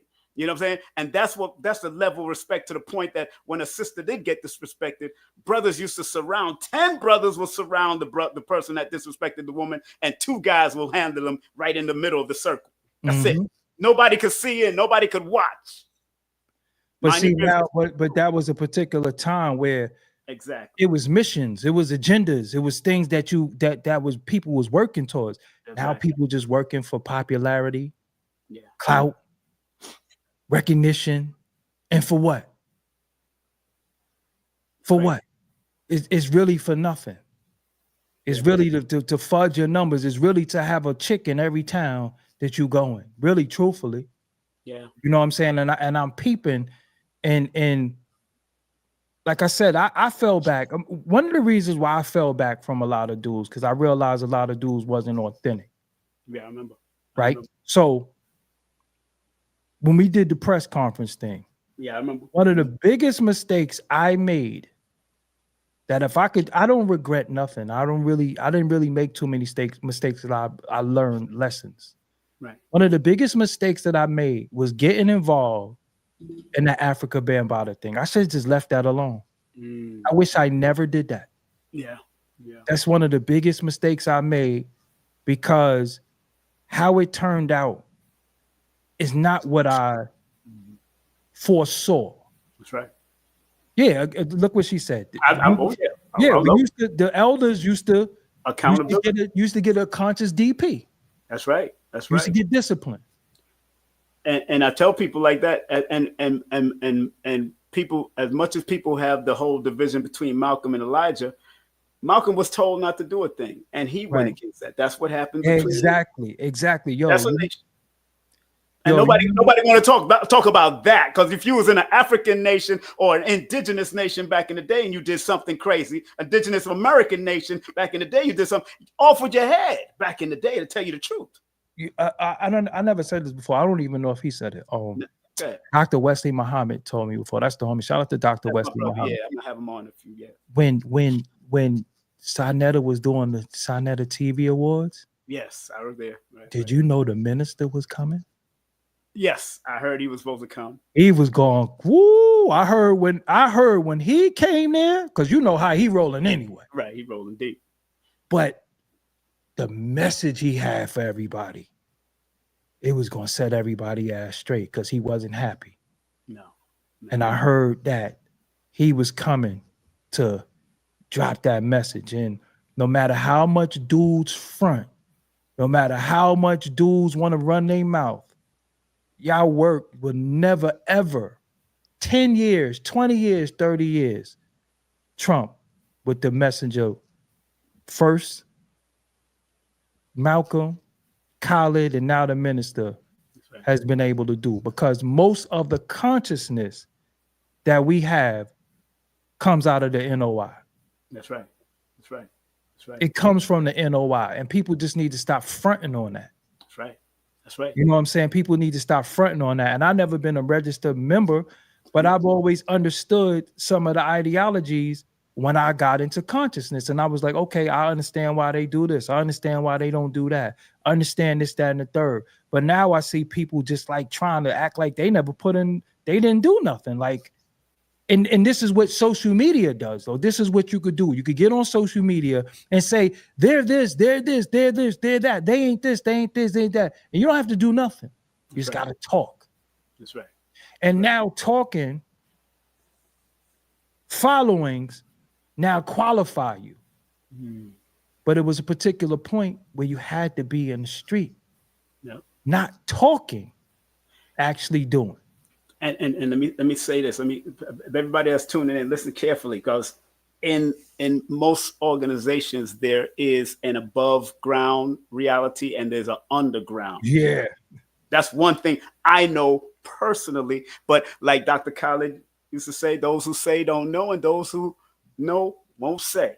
And I'm not gonna mention no names, but back in the day, there was things called like the angels of death or the death angels back in the day along the nation's time, where you couldn't say certain things about them, Elijah Muhammad, and black or white, not just black people. People think it's only black people that certain people in those organizations touched. No, they was certain people. They just couldn't publicize that, because that will start a whole Haitian revolution. Why would you publicize it? Exactly. They publicized Malcolm, they publicized everything else, but they wouldn't publicize that. I remember running into one of those quote unquote death angels, and it's not even that they said they were a death angel at all. It's just the feel that they have, because like somebody like you, if you never did television, you would be considered one of them, because you was off the grid and stay to yourself and just silent, no children, no nothing. That's it. They just moving and what the minute who said this about the minister? All of a sudden they show up. They not showing up. Back in the day, it was like that. I'm telling you. I heard that when them two black Mercedes Benz pulled up, it was already too late. I heard that it was already too late. It was already too late. And again, see, my thing is this: I respect everybody and what they do. Yes, but I don't have to say something bad about you to make myself look great. Exactly. I just got to show and prove what I'm doing. Exactly. They're going to come. You know what I'm saying? Like, they're going to come. They're going to deal with me based off of what I do. I don't have to say, I'm this, I'm that, I'm that. I don't have to do that. And the only time I do that, that's right, is against the vultures in the culture. And they get the most love and respect. That's right. See, because I can't do certain things. I can't talk about gang politics. Yep. I can't talk about street politics. No. Because if I do, I know better. Yeah. Exactly. See how they do us? Simon, what you do? Yo, that's snitching, Simon. You know better. You know better. Exactly. But everybody else could exploit us, and especially exploit our dysfunction. And that's why there was a code of conduct. You remember Nicky Barnes was in the nation. People don't really. Right. And then Bumpy Johnson supported the nation and Malcolm. So you had people that we could talk to, and back in those times and all that. And we need that. Because even the government has that. Right, the government has that type of stuff. You need that street righteous dude. He's still on the street. Yeah. But that dude that you could call on the street and say, yo, old lady got robbed on 110th Street. I need you to look into that for me. It's not good. That's right. And he out there on the street say, yo, because see, when I was coming up, yes, sir. When we seen Miss Such and Such, yep, put the 40 in the bag. Yep, Miss Lyons, especially Miss Lyons. Oh. Yeah, I mean Miss Lyons is gonna bark on you. That was different. Yo. Yeah. Or whatever, whoever you saw. Back in the day. I'm still like that on the internet. So even when I do my shows, yeah, I try to carry myself a certain way because I don't know. You never know who's watching you. That's right. My mother watches me. Yeah, so my niece is 7. She watches me.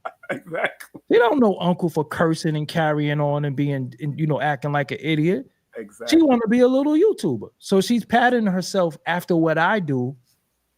But I can't carry out like an idiot because if I carry on like an idiot, how could I tell her that's bad behavior if she got it from me? Mm. See, that's the thing too. People always talk about this, that, and the third, and then they say the youth. But look how the adults act. Mm. Look how the adults carry on. Look how the adults act. Look how the adults don't know how to diffuse situations. Like you got somebody like Dr. Umar saying he want to start a school for children. Look how you act on the internet. So when you tell me, you say you was a principal, so you tell me when this young man and this young man is fighting, look how you fought on the internet. So if they carry on the way you carried on, how could you tell them they wrong if that's what you do? Exactly. And I stopped messing with Dr. Umar only because, and I used to support, buy his books, buy shirts, and even donate it. And when I came to Atlanta and to support the brother and buy a thick ass book on education, because the message is good. The messenger might be saying too much craziness, but the message was good in the books. And he said in front of my child, after I paid for his book, he shook my hands. He get on the mic. Oh, here's King Simon, one of my New York haters. I said, I never hated on you, brother. I said that to him right there on the side. I didn't have to grab no mic and say, I said, brother, I never hated on you. I'm here.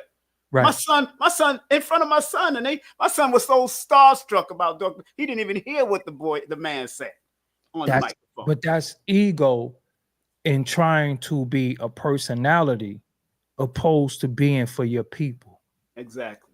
And then once you become this personality and nobody can't hold you accountable, who do you have to listen to? That part.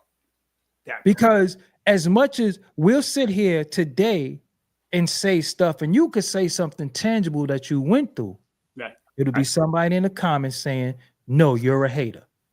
And that's what they thrive off of. And I've never hated on Dr. Umar. Matter of fact, when Dr. Umar, when he was first coming out, I was with him with Sonetta. We was with him when he went to Brother Shabazz. When he was a little sick at this lecture, I went backstage and said, brother, you need to take care of your health. I gave him a Dr. Africa CD and said, yo, get in contact with Dr. Africa, get your health right.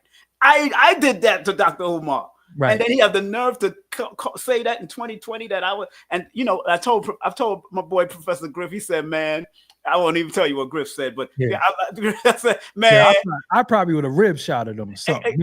And I didn't want to get into it because he has this, I didn't want to, and my son is here, and but I said, brother, I've never been a hater of yours, man. I'm here right now buying a $50 book. That's what I'm doing in front of you. So a lot of people don't realize that I did a lot of stuff behind the scenes and kept quiet, even with Polite and all that, bro, Listen, let me tell y'all something, right? So this is the works of King Simon that y'all might not know.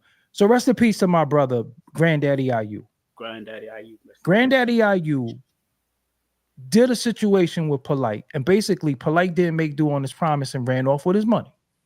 Mm-hmm. Granddaddy IU came to check me. I had the office in Dumbo. And he was going to roast Polite. He was going to really go in. I said, yo, no, bro. You know what? I probably could get you your money back. That's right. Let me call the bro King Simon. I know he got a line on Polite. So before we do this content, see, we could have clout chased, but he would have been right though. That's right. Right. But I tried to, again, de-escalate, diffuse. I tried to do that. That's right. I called King Simon. I said, Simon, could you get Polite on the line? I got Granddaddy IU here with me. And he didn't do right by him. He ran off with his money. Simon said, yeah, okay, cool. King Simon called Brother Polite. He spoke to IU. Yeah, you know, I got to do that for you. Yeah, no, I tried to get in contact with you, all that. IU was just like, yo, I'm talking to you now. What we doing right now? Brother Polite gave him a number, called my assistant. That was it. King Simon made the you know, the connection. I did it with a few people, brother. I'll tell you that. He called Polite like the assistant 3 times. Mm-hmm. Stop answering the calls. Mm. So Granddaddy IU passed away, unfortunately, with Brother Polite owing him $4,300 for a deed that he sold him that was no good. Okay.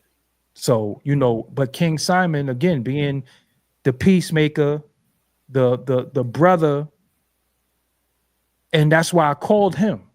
Yeah. Because see, me, I'm for the war. I know. I like that. Yo, what? It's a bozo like that. Yo, but then I was like, you know what? Let's try something different. And then we still get burned. You understand what I'm saying? And that's the sad part about it. Like some people just got to get caught up in that fire sometimes. Sometimes that's it. That's what you got to get caught up in this fire because you know, and you know what? I'm gonna be real with you too. And I've been saying this a lot lately. Yeah. A lot of people are the way they are because they don't get no blood put in their mouth. That's true. See, coming up, it was a consequence for certain things. Yo. You knew that you wasn't going to talk to him this way. That's you wasn't going to talk to her this way. You wasn't going to talk to the elders a certain way because somebody's going to put blood in your mouth. Even in the 5%, if you didn't know your lessons right, yeah, you got a universal. You got to beat that. Yeah. So now where we at, everybody can say whatever they want about who they want, and there's really no consequence. But now we start doing these YouTube wars, these social media wars. And I'm not from that. No. I'm really not from that. No. So I really don't partake in it. I just block people. Yeah, me too. I just block you because you know, Doggy, I used to love block parties. Now I got a new block party that I yeah. That's what I'm saying. I just block you because the world is not big. Yes, right. We'll see each other. And just hope, remember, I got that memory. I'm going to tell you everything you said, the timestamp, everything. I'm going to tell you what you said and what you did. And we're going to have to get to it. Because it's a respect and a code of conduct that everybody should have for everybody. You should shake the janitor's hand the same way you shake the CEO of that building's hand, because one day that janitor could become a CEO of the same building. Yep. So I treat everybody the same. But now, like I said, this is creating personalities, social media. The conscious community is full of personalities. And I'm not even going to really, you know, it's funny. With Sarnetta. Only reason why I don't knock Sarnetta, and I always wanted to interview him. And if you interview him, ask him this. I don't think he knew what this was going to become. We talked about it years ago. Right. I remember sitting in the car with him and said, you know, when that whole thing with young Pharaoh and said he went down, I said, I told him to his face, I said, you know, you're the cause of this. Right. You know what I'm saying? But I don't think he's seen into the future that it got to that point. But just think about having being present in the moment. Right. Some people are present in the moment, they don't have foresight. Right. They just living right now in this moment. They don't think tomorrow it could get crazy, right? So what he was doing was entertaining at the time. It was entertaining because we all was tuned in. So it couldn't have been nothing wrong with it. My brother, yeah. But at the same time, when it starts to spiral out of control, if you are the person that created it, you're going to be held responsible for the spiral. So when I say for him, when it was him, Sutek, and Professor Larry out there arguing every damn day with just the VHS camera, right? Big up the suit tech. Yeah. When they were arguing every day, and he brought it to the internet, I don't think he understood the power of the internet. That's what I'm saying. Right. He didn't understand that now you're hitting people in the continent, you're hitting people in the West Indies, you're hitting people in different countries, and now the personalities are being created. Mm-hmm. So as the personalities are being created via social media, now I don't need Sinetta TV no more because I got my own thing now. And going back to hip hop, they was trying to make it like smack. Right, exactly. Yeah, it was the Loaded Lux. You're gonna get this work. Yep. That was the start of it. Yep. So I got it, but then it spiraled out of control because it wasn't about teaching no more. Right. It was about tearing down teachings. Yeah. So we should have been allowed to be a more if we so choose. We should have been allowed to be Israelite if we so choose. We should allow to be a part of the nation if we so choose. We should allow to be a part of Kemetic science if we so choose. Because you got temple Moors and you got non-temple Moors. That's right. You got renegade gods. You got some people that's a part of that go to the law school, but then you got renegade gods. You got people who say, I don't follow Farrakhan, but I follow the Honorable Elijah Muhammad. Or Silas or whoever. Or Silas or, or Eric or, different people. You got different people. That's okay.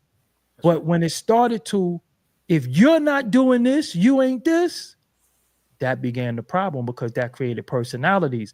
Then if you had people who had good orating skills, like a Polite was an excellent talker. He was good at that. Excellent talker, excellent researcher. So he was able to convey certain things that other people couldn't. Right? And I tell people, Doggy, that I've supported Polite because it was two elders that brought him to me and let me know. You remember Reverend John Moon, who used to wear the collar to the lectures. He used to wear the collar back in the day, and he's the one that got me into the that Anthony St. He transitioned already. St.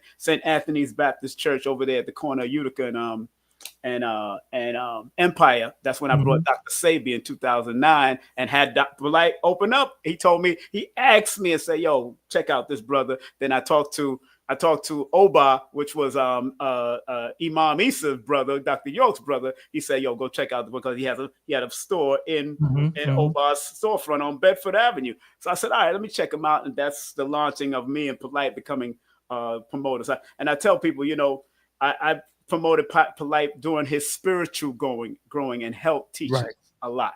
When he transitioned and went into debating and all that, then went into Hollywood, that was it. I don't know. You couldn't tell him nothing. See, you couldn't hold him accountable because when he was on his come up in Dr. York's community, remember he was in Dr. York's community, right? But when he was on his come up, he had to listen to you, because you had a position. He did. And he had to listen to certain things. You could say, no, I don't agree with that. I don't think you should. I used to tell him, don't curse. I told him, calm down on the cursing. There's elders. I used to walk past them and tell them that with a newspaper, like how we used to do in the nation, give him a paper and say, yo, just calm down on the cursing because there are elders and children here. Boom. And he learned to be able to take those. Can I big up somebody and their name eludes me really, really quick, and I'm so damn mad. Please. He passed away. He was always talked about the Boule. What is his name? Oh, Dick Gregory or Steve Coakley? Steve Coakley. Shout out there, man. Shout out to Steve Coakley. Yeah. Goodness, I talked to him before he passed too. I spoke to him before Steve. Shout out to Steve Coakley, man. Like, if you never watched nothing from Steve Coakley, please go watch Steve Coakley. Also, Culture Bandits by Del Jones, the war correspondent. Make sure you read that book, Culture Bandits. Also, the Black Holocaust. From N-Words to Gods, Part 1 and 2 by Akil. Yes. Of course, the autobiography of Malcolm X. Yeah. Make Me Want to Holler by Nathan McCall. That's right. Message to the Black Man by the Honorable Elijah Muhammad. That's right. How to Eat to Live. Make sure you read that as well. Anything by J.A. Rogers. Go ahead. Sex and Race by J.A. Rogers. Also, my brother Wesley Muhammad. I got that in the back here. Yes. This is his book. Make sure you get this. Also, my bro right here, Malcolm Bowser. Excellence, my man, Malcolm. Malcolm. This is his father. Don't forget, get his father's book. This is the son of Black Dot. Make sure you get these books. That's right. Start incorporating reading again, because we're being programmed by other people's thoughts. But when you read, it gives you comprehension. It helps you, your language. Also, it gives you a creative imagination, because now you got to picture these scenarios through what you're reading. That's right. So that's why reading is very, very important. And I read thousands of books in my life. That's right. And, I keep books by me, because every now and again, although I've read them, I still skim through pages as point of references. But watching lectures is cool. Listening to people is cool. But anybody who's telling you what you're not, if you're not a part of them, that's not somebody that you want to be with.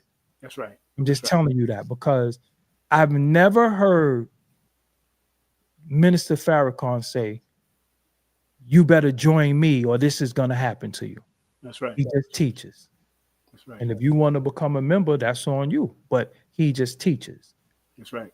And now I see a bunch of personalities, and I'm telling you, it bothers me to see what I'm seeing now, because I'm gonna be real with you, Simon. I'll be like, yo, who this nigga?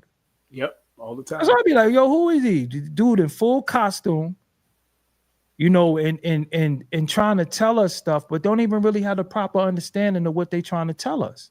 Yeah. Because it takes 10,000 hours to be a master at anything. And I'd be like, and who feet did you sit at? Exactly. Who feet did you sit at? Who, exactly, as the guards used to say, who is your enlightener? Who's your enlightener? That's right. Who enlightened some of these dudes? I don't know. But yo, before we complete, I want to, I want you to land this mothership, man, best way you can. How can we change it, and how can we heal it from your perspective? I'm gonna give you the floor to close it out just like that, brother. Go ahead. Well, when we heal it should be the conscious community is as we knew it, know it is over with. Okay. Right now, you should be on a personal mission of self-healing, because that's the issue now. We got a lot of people who's unhealed mentally, physically, spiritually, trying to tell you how to heal. Right. When you healed, it shows. Your skin is glistening. Your weight is right. That's right. Your teeth is right. Your teeth is white. You look healthy. That's right. You carry yourself healthy. Because that's your health is your wealth. And people say that as a cliche. Right. But if you got missing side teeth, or your teeth is a certain way and you look crazy, and you trying to tell me you look skinny, you look malnourished, and you trying to tell me, and you look like a damn cancer patient, and you trying to tell me how I should eat and all that. I don't want to look like you. What, you don't eat meat? Well, I want a piece of chicken in. But whatever you eat, I want to eat the opposite. Stop telling people that they're vegans. Stop telling people about all these fasts. Stop thinking everybody could take sea moss too, because everything don't work with people's body. And we painting each other as a monolith. The first thing that I think everybody should do is figure out how to heal your traumas. What bothers you? What has been bothering you for a long time? What is one unresolved issue that you have? Resolve that issue. Sometimes the issue has to be resolved by a professional. Go talk to a professional. I know I don't want to take that white man. I don't want to. Some of y'all need medicine. That's right. Some of y'all need to go on them pills. That's right. Seriously, some of y'all need medicine, because the herbs ain't working for you. Yeah. Because you don't want to even be diligent in that. You don't want to drink water. You don't want to do the things that you need to do. So, hey, maybe if it comes from them, you're going to listen. Because guess what? When your ass gets sick, you got to go to them anyway. That's right.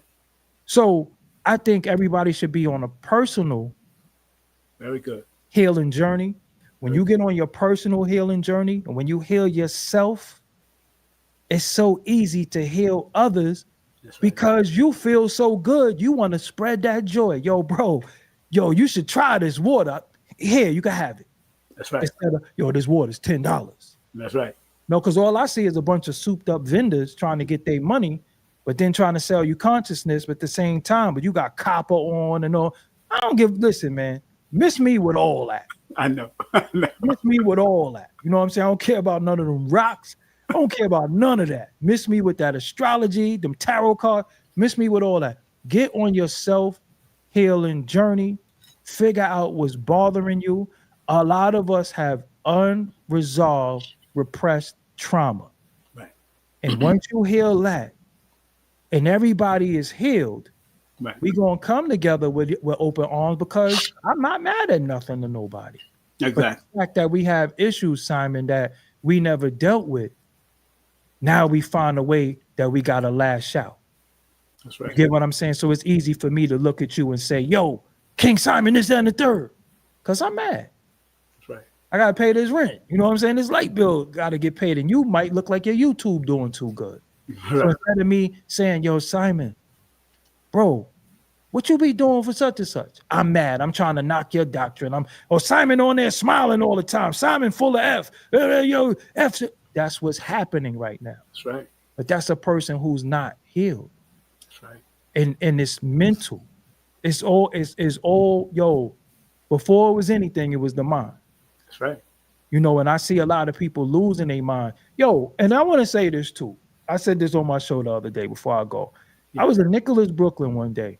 Yes. And one of y'all prominent at that time speakers was in there. He was in there telling how the black woman was God and all this and all that. Right. And when he walked out, first thing he said was, yo, man, where the 304s at? I was like, huh? Yo, roll that up. I was like, yo, this is all fake then. Crazy. You know what I'm saying? But King Simon, I appreciate you. We could do part 10, 11, 12, yeah. 13. I gotta get you on my platform. Yeah, we gonna do it. I'm gonna need you on Zoom, because we gotta really deal with I want to deal with the numbers. Well, I'm with anytime you want, because I deal with remember I wrote a book called Numerology for Mental Stability, and how to recognize patterns with these numbers. Because I recognize it in my family, I recognize it in the celebrity. Even so what does it mean that I always see 927? It's on my own. What does that mean? Not 927? I always see 927. Well, you know that 9, 2, and 7 adds up to a number 18, and your alignment number is a number 9 also. Yeah, that means you say what you mean and mean what you say. Wow. And so when you see 927, there's a constant. It's still 9. Yeah, it's still a 9. And when you add 2, when you add, think about it. When you add 2 plus 25, because you're born February 25th, how much that adds up to? 27, which is a 9. So 9 is saying that you got to be authentic. You got to detoxify people, places, and things that no. I'm liking that. I'm liking this numbers thing now. I'm just showing you that there's an esoteric, because everybody like to say numbers don't lie, but it don't lie to you either. To your personal, it helps you too. It's just I tell people it's not about psychic stuff. It's about recognizing patterns, cycles, and sequences of life, and that's what a GPS is. Deep, right? If you take this 9 and you take the fact that it's 3 numbers, and you times the 9 times the 3 numbers, you get 27, right? And it's gonna get that 9. It's gonna get your and it's 9 again. And but it's got 27 is your alignment number in numerology. Right, it is. When you add the day you're born and the month you're born, that's your alignment or your first pinnacle. That's part of your energy already. You just keep on attracting those patterns. You just want to keep on rising to the highest value of it and not the negative value of it. That's all. And you know why that's deep? I've always have recurring dreams that I could float. I promise you. Oh, you're intuitive, brother. I have a recurring dreams that I literally could, and I'll be around a bunch of people say, yeah, but y'all can't do this. And I jump and float. I have that dream at least once a week. All different scenarios, different places.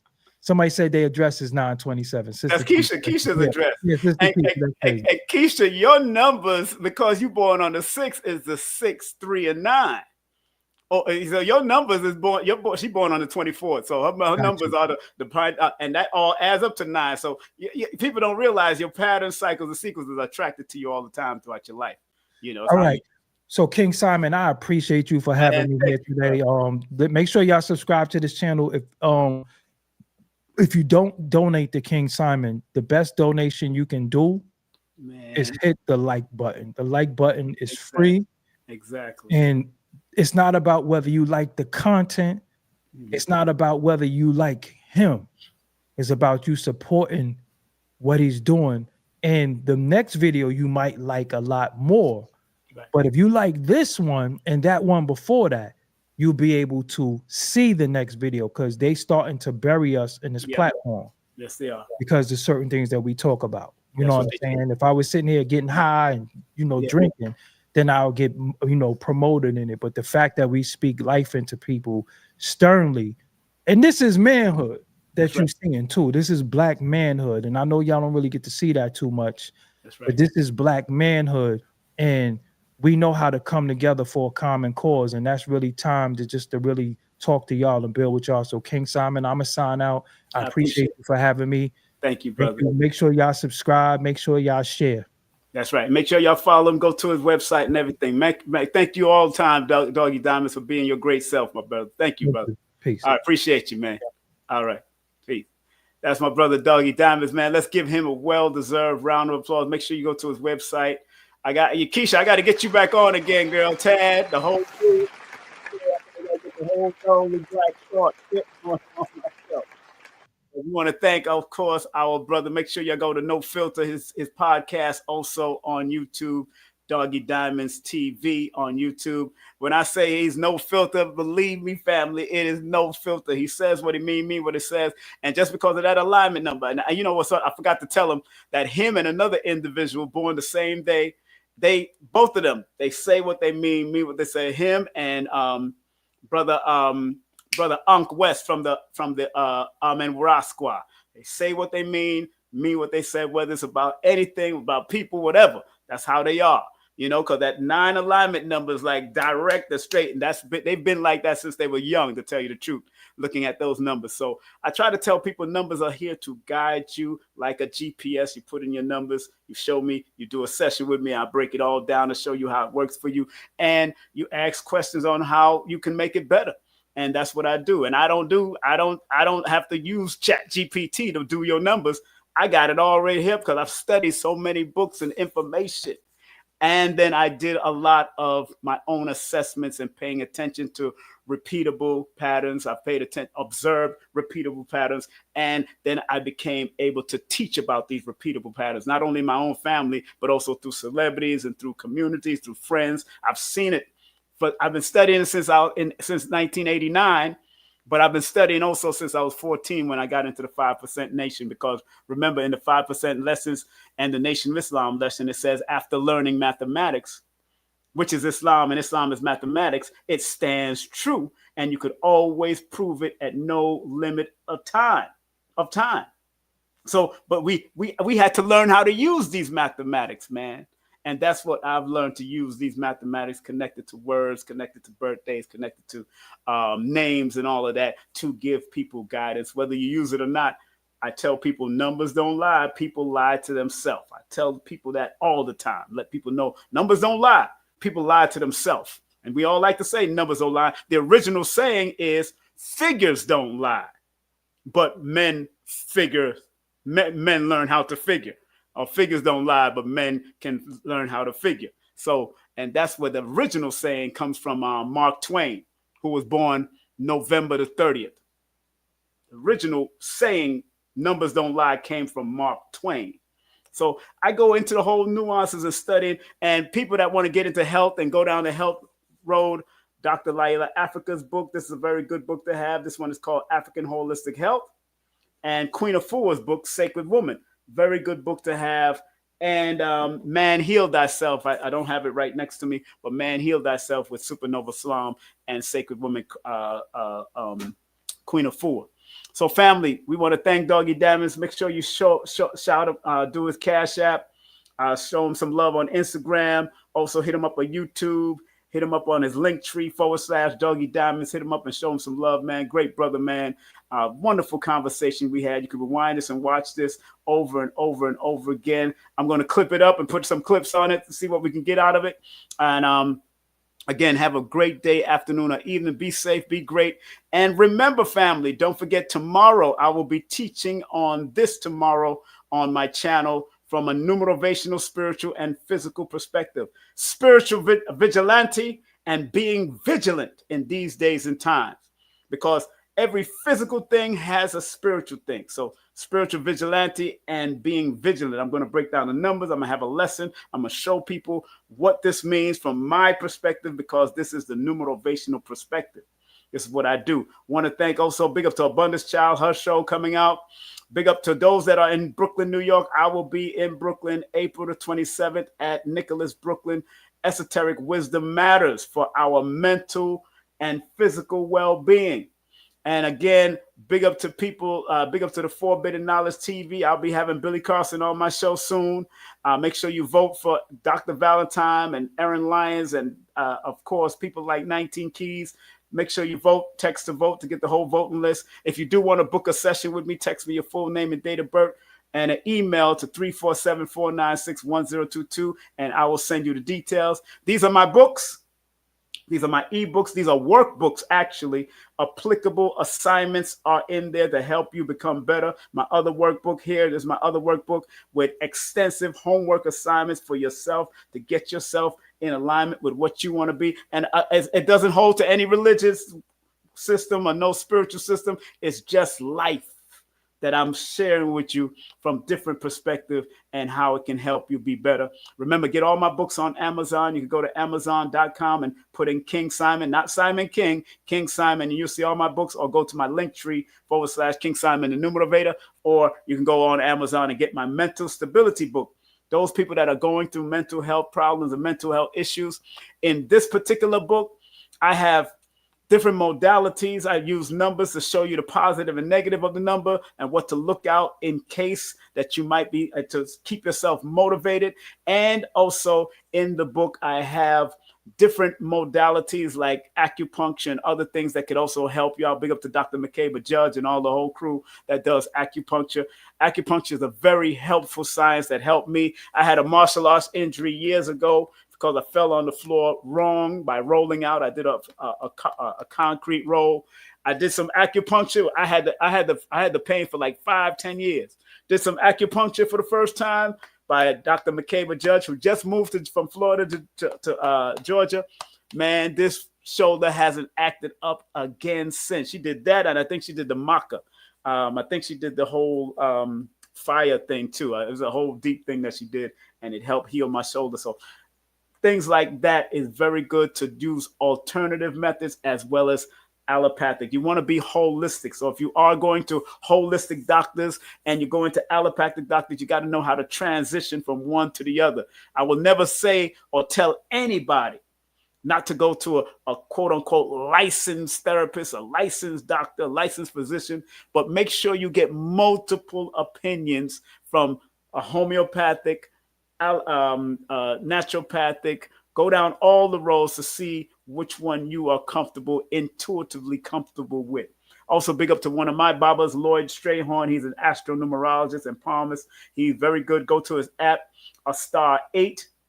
And big up to Color Therapy, Color Curiosity. Check out Color Curiosity if you want to feng shui your life, your wardrobe, and learn how to use color to help heal and put you in the right frame of mind. Check out Color Curiosity. Iridology is very good. This is Dr. Shakira Moore, iridologist, and she got a new book called The Iris Papers. Hit her up also. And big up to my massage therapist. This is one of my massage therapists here in Georgia, but she also deals with energy removal and all that type of stuff. Make sure you support her. My son got a great car detailing, dumpster wash, pressure wash, and handyman service in Atlanta, Georgia, and the surrounding area. And my son, Prince Imagine, excellent performer, but also he helps you with your podcast and recording audio books, artist development, event productions, all of that. Make sure you call his numbers or leave a voicemail. And this is his girlfriend, Elizabeth. She is a licensed esthetician. Beautiful skin. She has beautiful skin because she suffered from a lot of things. She got into this, and now she is consulting people and helping with CBD products and all of that. Make sure you show her love also. Like I always say, family, Dr. B gave us this mantra and said, I forgive myself, my family, and others for imperfection, and I am thankful for my life. And I remember what Dr. Blair shared with us years ago. Please, Universal Creator, know in my heart that I love you. Please protect me and this planet on which I live now. Please open my mind, my spirit, and my soul to receive only truth in your love now. Thank you, Dr. Blair, for the love. all the time. Have a great day, afternoon, or evening. And want to again thanks to Doggie Diamond for coming on and showing some love. Family, be safe, be great. One love, one aim, one destiny. Remember, I love you because I love me. Take care. Content disclaimer. The views, comments, and opinions expressed by guest speakers or authors on this YouTube channel do not necessarily reflect or represent the views and opinions held by this channel's broadcasters and its sponsors. Parental guidance is advised. Copyright disclaimer under Section 107 of Copyright Act of 1976. Allowance is made for fair use for purposes such as criticism, comments, news reporting, teachers, scholarship, education, and research. For fair use is a use permitted by copyright statute that might otherwise be infringed.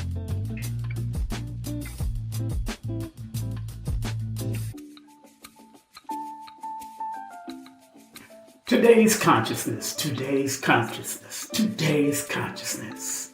What happened and how can we change it?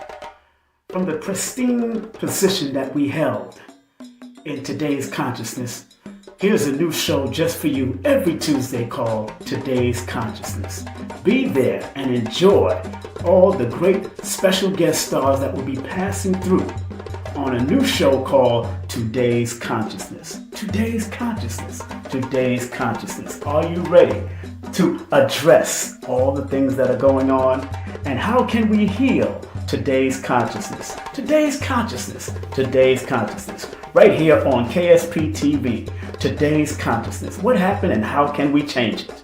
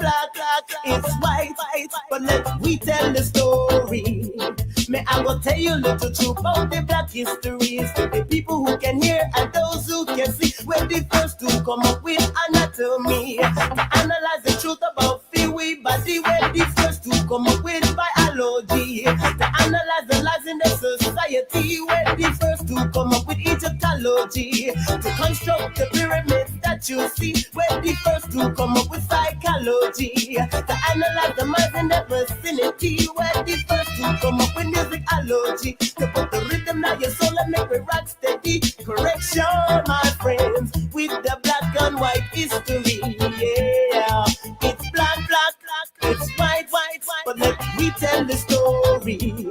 Yes, it's black, it's white, but let me tell the story. Black and white story in my mind. Oh yeah, say we have to analyze it. Black and white story in my mind, in my mind.